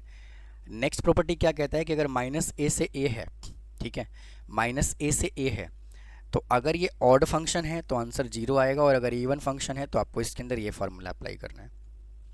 कहोगे सर इसको थोड़ा एक्सप्लेन करिए। देखो क्या करना है, जैसे मान लो कि आपको इंटीग्रेशन करना है, इंटीग्रेशन किसका करना है, एक्स रेज टू पावर 3 का करना है, ठीक है, और लिमिट हमें गिवन है -1 से 1, -1 से 1। अब ये वाला फॉर्मेट बन गया, तो जब ये वाला फॉर्मेट बना तो आपको क्या करना है, जो फंक्शन गिवन है ना उसको एफ एक्स के इक्वल अज्यूम कर लीजिए। अब क्या करना है, x की जगह पर -x पुट करना है अपनी मर्जी से, ठीक है, x की जगह -x पुट करना है। तो जब आप -x पुट करोगे, ठीक है, x की जगह पर जब आप माइनस एक्स पुट करोगे तो यहाँ से क्या आएगा, minus x raise to power 3। यानी कि जब हमने f माइनस एक्स पुट किया तो जो फंक्शन आया वो माइनस एफ एक्स आया, तो इसका मतलब वो हुआ ऑड फंक्शन। और जब वो ऑड फंक्शन होगा तो इसका आंसर सीधा सीधा आ जाएगा 0। लेकिन अगर मान लीजिए कि अगर यहाँ पे फंक्शन हमें गिवन है x square into D x और लिमिट -1 से 1 है, ठीक है, तो यहाँ पर फिर क्या करना है, इसको फंक्शन को एज्यूम करोगे एक्स स्क्वायर और f माइनस एक्स पुट करोगे तो माइनस एक्स का होल स्क्वायर करोगे तो क्या आएगा, पॉजिटिव एक्स स्क्वायर आएगा, मतलब इवन फंक्शन होगा। तो इवन फंक्शन के केस में फॉर्मूला आपको ये वाला अप्लाई करना है, ठीक है। आइए अगले प्रॉपर्टी को देखते हैं क्या कहता है। देखो अब स्टूडेंट यहाँ से जो है आपका मार्जिनल फंक्शन स्टार्ट हो गया, ठीक है। एप्लीकेशन ऑफ इंटीग्रेशन में मार्जिनल कॉस्ट, मार्जिनल रिवेन्यू, ठीक है, एवरेज कॉस्ट, एवरेज रिवेन्यू, इस तरह का क्वेश्चन है। तो देखिए अगर मान लीजिए कि कोई क्वेश्चन आपको गिवन है कॉस्ट फंक्शन में गिवन है, ठीक है, किस में गिवन है, कॉस्ट फंक्शन में, सॉरी, अगर क्वेश्चन आपको मार्जिनल कॉस्ट गिवन है, ठीक है, आप क्या करते थे, अगर कॉस्ट फंक्शन गिवन है और मार्जिनल निकालना होता था तो डेरिवेटिव करते थे, हाँ या ना। लेकिन जब मार्जिनल गिवन है और कॉस्ट निकालना है तो जो भी फंक्शन गिवन है उसका इंटीग्रेशन कर दो, आपका आंसर आ जाएगा, ठीक है। Where cost function and marginal cost, ठीक है। अच्छा, उसके बाद यानी कि सी एक्स को कॉस्ट फंक्शन बोला हुआ है और एम सी को मार्जिनल कॉस्ट बोला हुआ है। नेक्स्ट है अगर रिवेन्यू फंक्शन है, अगर आपको मार्जिनल रिवेन्यू गिवन है, ठीक है, अगर रिवेन्यू पे जाना है तो हमें क्या करना है, इंटीग्रेशन। भाई सिंपल सी कहानी है कि अगर आपको रिवेन्यू फंक्शन गिवन है और अगर मार्जिनल रिवेन्यू निकालना है तो आप क्या करते थे, डेरिवेटिव ऑफ रिवेन्यू फंक्शन करते थे कि नहीं करते थे, ठीक है। तो डेरिवेटिव किया तो मार्जिनल आया, एंटी डेरिवेटिव किया तो रिवेन्यू आया, उल्टा चलता है। वही है, आर एक्स को रिवेन्यू बोला हुआ है और एम आर को मार्जिनल बोला हुआ है, ठीक है। आइए अगले कॉन्सेप्ट पे चलते हैं। देखो क्या कहता है, मैं यहाँ से क्वेश्चन नहीं करा रहा हूँ, मैं सिर्फ आपको कॉन्सेप्ट समझा रहा हूँ, ठीक है। अब यहाँ से कंज्यूमर सरप्लस और प्रोड्यूसर सरप्लस की बात करते हैं। तो देखो लॉ ऑफ डिमांड क्या होता है, आप लोग बहुत अच्छे से जानते होंगे, इकोनॉमिक्स, ठीक है। इकोनॉमिक्स बहुत ही डिटेल में आप पढ़ चुके होंगे। डिमांड क्या होता है, सप्लाई क्या होता है, इक्विलिब्रियम पॉइंट क्या होता है, आपको शायद बताने की भी ज़रूरत नहीं है, ठीक है ना। तो देखो the law of demand state that the all other factor remain constant, higher the price of product the less people will be demanded. अगर किसी प्रोडक्ट का प्राइस अगर ज़्यादा है तो डिमांड कम होगा, ठीक है। लेकिन सॉल्ट के केस में ऐसा नहीं होता है, प्राइस चाहे जितना मर्जी बढ़ जाए, कितना मर्जी कम हो जाए, ऐसा थोड़ी ना है कि अगर अभी सॉल्ट अगर 30 रुपीज़ किलो बिक रहा है, सेल हो रहा है, तो आने वाले टाइम में अगर 10 रुपये किलो हो जाए, 5 रुपये किलो हो जाए, है ना, तो कोई 1 किलोग्राम सॉल्ट की वजह 20 किलोग्राम लेकर रख लेगा, ऐसा तो नहीं होता ना। तो कई एक्सेप्शनल केस भी होता है। तो इसमें क्या बोला हुआ है, less people demanded produce vice versa, उल्टा भी होता है कि अगर प्राइस कम हो गया तो डिमांड बढ़ जाता है ना। तो in other word higher price lower quantity demanded, price ज़्यादा होगा तो क्वांटिटी कम डिमांड किया जाएगा, और प्राइस अगर कम होगा तो ज़्यादा डिमांड किया जाएगा, ठीक है। और इसका कर्व जो है वो कैसा बनेगा, कुछ इस तरह से बनेगा। ये डिमांड कर्व है आपका, ठीक है। एक्स एक्सिस पे हमने क्वांटिटी लिया है, वाई एक्सिस पे हमने प्राइस लिया है। आइए अगला है यहाँ से supply function, law of supply. Same the law of supply state that the all other factor remain constant, higher price of a product.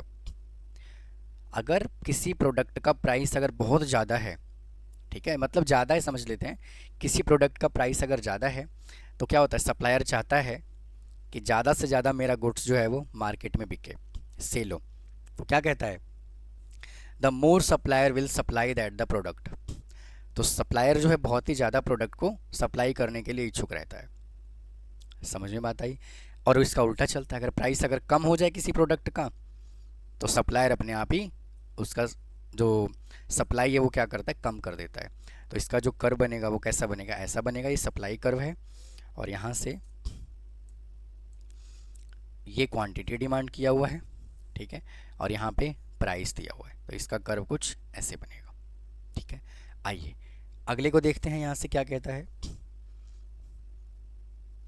जहाँ पर डिमांड और सप्लाई, जहाँ पर डिमांड और सप्लाई दोनों क्या हो जाए, इक्वल हो जाए, तो वहाँ पे क्या बनता है, इक्विलिब्रियम पॉइंट बनता है। देखो ये वाला पॉइंट बना हुआ है, ठीक है ना। मतलब कि डिमांड और सप्लाई फंक्शन जहाँ पे काटता है लाइन, सॉरी कर्व, उसी को हम क्या कहते हैं, उसको हम कहते हैं इक्विलिब्रियम पॉइंट, ठीक है जी। कोई दिक्कत यहाँ तक है तो बताओ। तो हमने क्या किया हुआ है, यहाँ पे 0 से लेकर के x नोट तक ये कंसिडर किया हुआ है, और p से p नोट तक कंसिडर किया हुआ है। तो जहाँ पे काट रहा है उसको क्या कह दिया उसने, इक्विलिब्रियम प्राइस। और यहाँ पे ये वाला सप्लाई फंक्शन है और ये वाला डिमांड फंक्शन है। समझ में बात आई कि नहीं आई? आइए अगली कहानी पे चलते हैं। अब यहाँ पे देखो, हमें कंज्यूमर सरप्लस और प्रोड्यूसर सरप्लस कैलकुलेट करना है। तो प्रोड्यूसर सरप्लस जो होगा वो ये वाला पोर्शन होगा, यहाँ से लेकर के यहाँ तक ये वाला ऐसे, मतलब ये वाला हमें कैलकुलेट करना है, ठीक है। और जो कंज्यूमर सरप्लस होगा वो कौन से वाला हिस्सा होगा, ये वाला होगा, ये वाला पूरा एरिया ऐसे। समझ में बात आई कि नहीं आई? कंज्यूमर सरप्लस का मतलब यहाँ पे मैं आपको बता दूं कि जहाँ पे कंज्यूमर को फ़ायदा हो, और प्रोड्यूसर सरप्लस का मतलब ये है जहाँ पे जो प्रोडक्ट को प्रोड्यूस कर रहे हैं सप्लायर को फ़ायदा हो। एक छोटा सा एग्जांपल आपको लेकर के बताता हूँ। जैसे मान लीजिए कि आप लोग कोई टी शर्ट या कोई भी कपड़े कुछ परचेज करने के लिए गए, और आप लोगों ने ये सोचा कि यार एक काम करते हैं, मेरा बजट है 2000 रुपीज़ का, भाई आज 2000 रुपये के कपड़े लेकर के आने हैं। आप पहले से वो कपड़े देख करके आ चुके हो, और एक टी शर्ट जो है मान लेते हैं 500 रुपीज़ का है। जैसे आप गए उस दिन सेल लगा हुआ था, अब एक टी शर्ट 500 की बजाय वो कितने में देने लग गया, 400 में देने लग गया। तो कंज्यूमर का फ़ायदा हुआ, कंज्यूमर सरप्लस। सिमिलरली अगर हम प्रोड्यूसर सरप्लस की बात करें तो उसमें सेल्समैन का फ़ायदा होगा, सेल्समैन का फ़ायदा होगा, उसमें क्या होगा, प्रोड्यूसर सरप्लस, सप्लायर का बेनिफिट होगा, ठीक है। तो उस सिचुएशन में क्या निकाला जाता है, प्रोड्यूसर सरप्लस। अब देखो क्या कहता है, इसने ये बोला हुआ है कि is consumer surplus is the gain made by the customer when they purchase an item from market at a lower price, ठीक है। अगर वो कम प्राइस में किसी प्रोडक्ट को खरीद लेता है तो उसको कहा जाता है क्या, consumer surplus. They would have be willing to pay for it. अगला है producer surplus is the gain made by the producer when they sell an item in the market at the higher price. अब एक example और समझा देता हूँ आपको producer surplus का। जब मार्केट में प्रोडक्ट को हायर प्राइस पे बेचा जाता है तो प्रोड्यूसर सरप्लस होता है। देखो एक एग्जांपल लेके चलते हैं दोबारा से। जैसे मान लो आप लोग वेजिटेबल परचेज करने के लिए गए, सब्जी मंडी गए, वेजिटेबल शॉप गए, और आपने ये देखा कि जब आप 5 o'clock गए, मतलब कि PM गए, 5 बजे गए शाम को, ठीक है, तो टोमेटो का जो रेट है ना, मान लेते हैं 40 रुपीज़ पर किलोग्राम है, ठीक है, 40 रुपीज़ पर किलोग्राम है। लेकिन हुआ क्या, ठीक 2 घंटे के बाद, आफ्टर 2 आवर्स, 7 बज गया, ठीक है। जितना मार्केट में पोटैटो था ऑलमोस्ट सभी सेल हो गया डिमांड बढ़ने के कारण। अब टोमेटो की बात कर रहे थे हम। अगर हम तो अब जो है, पहले कम से कम सब्जी मंडी में 20 लोग जो हैं, 20 पीपल जो हैं वो पोटैटो सेल कर रहे थे, या फिर टोमेटो सेल कर रहे थे। लेकिन 7 बजे क्या हुआ, 18 लोगों के पास टमाटर ख़त्म हो गया। अब कितने लोगों के पास बचा, 2 लोगों के पास बचा। अब उन्होंने देखा कि यार हमारे पास ही टोमेटो है, बाकी तो मंडी में किसी के पास है ही नहीं। अब उन्होंने क्या किया, 40 रुपये से रेट बढ़ा करके सीधा क्या कर दिया जी, 70 रुपये किलो कर दिया। तो इसमें किसका फ़ायदा हुआ? सेल्समैन का फ़ायदा हुआ। यही तो कह रहा है कि it is gain made by the producers when they sell an item in market at a higher price. मैंने प्रोड्यूसर का एग्जांपल लिया, सेल्समैन का एग्जांपल लिया, अब सेम प्रोड्यूसर का भी एग्जांपल ले सकते हो।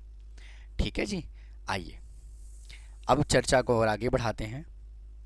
ठीक है, इसके बारे में डेरिवेशन वगैरह नहीं बताऊंगा इसमें, मैं सिर्फ बेसिक फार्मूले की बात कर रहा हूँ। आइए अब इसके दो नन्हे मुन्ने दो फार्मूले हैं छोटे छोटे। क्या कहता है देखो, कंज्यूमर सरप्लस अगर हमें निकालना हो तो डिमांड फंक्शन होगा, ठीक है, और x note into P note होगा, और अगर प्रोड्यूसर सरप्लस निकालना हो तो x note into P note होगा, और यहाँ पे एस एक्स होगा, मतलब कि सप्लाई फंक्शन होगा। ठीक है, मे भी इसका फार्मूला पूछ लिया जाए आप लोगों से डायरेक्ट। अभी तक तो ऐसा क्वेश्चन नहीं आया है एमसीक्यू में, लेकिन क्या पता आ जाए। ठीक है, और पी नोट को हमने बोल दिया price per unit of the product, और एक्स नोट को बोल दिया number of unit the market demanded, मतलब एक्स का मतलब कितने यूनिट डिमांड की गई है मार्केट में, और पी का मतलब यहाँ पे क्या हो गया, प्राइस हो गया। तो स्टूडेंट ये था इंटीग्रेशन का बेहद इंपॉर्टेंट टॉपिक। इस वीडियो में मैंने बहुत सारे क्वेश्चंस कुछ क्वेश्चन करके बताया आपको, मेथड बताया मैंने आपको कैसे करते हैं, और प्रॉपर्टीज़ मैंने बताई आपको, कंज्यूमर सरप्लस प्रोड्यूसर सरप्लस मैंने डिस्कस किया। तो आप इस वीडियो को कंसीडर करें, आपके एग्जामिनेशन पॉइंट ऑफ व्यू से हो सकता है बहुत ही ज़्यादा इंपॉर्टेंट हो। तो मिलता हूँ फिर किसी और वीडियो के साथ, और एक और वापस से भाई लेट होने के लिए सॉरी। तो मिलता हूँ फिर नेक्स्ट पार्ट में। थैंक यू, धन्यवाद।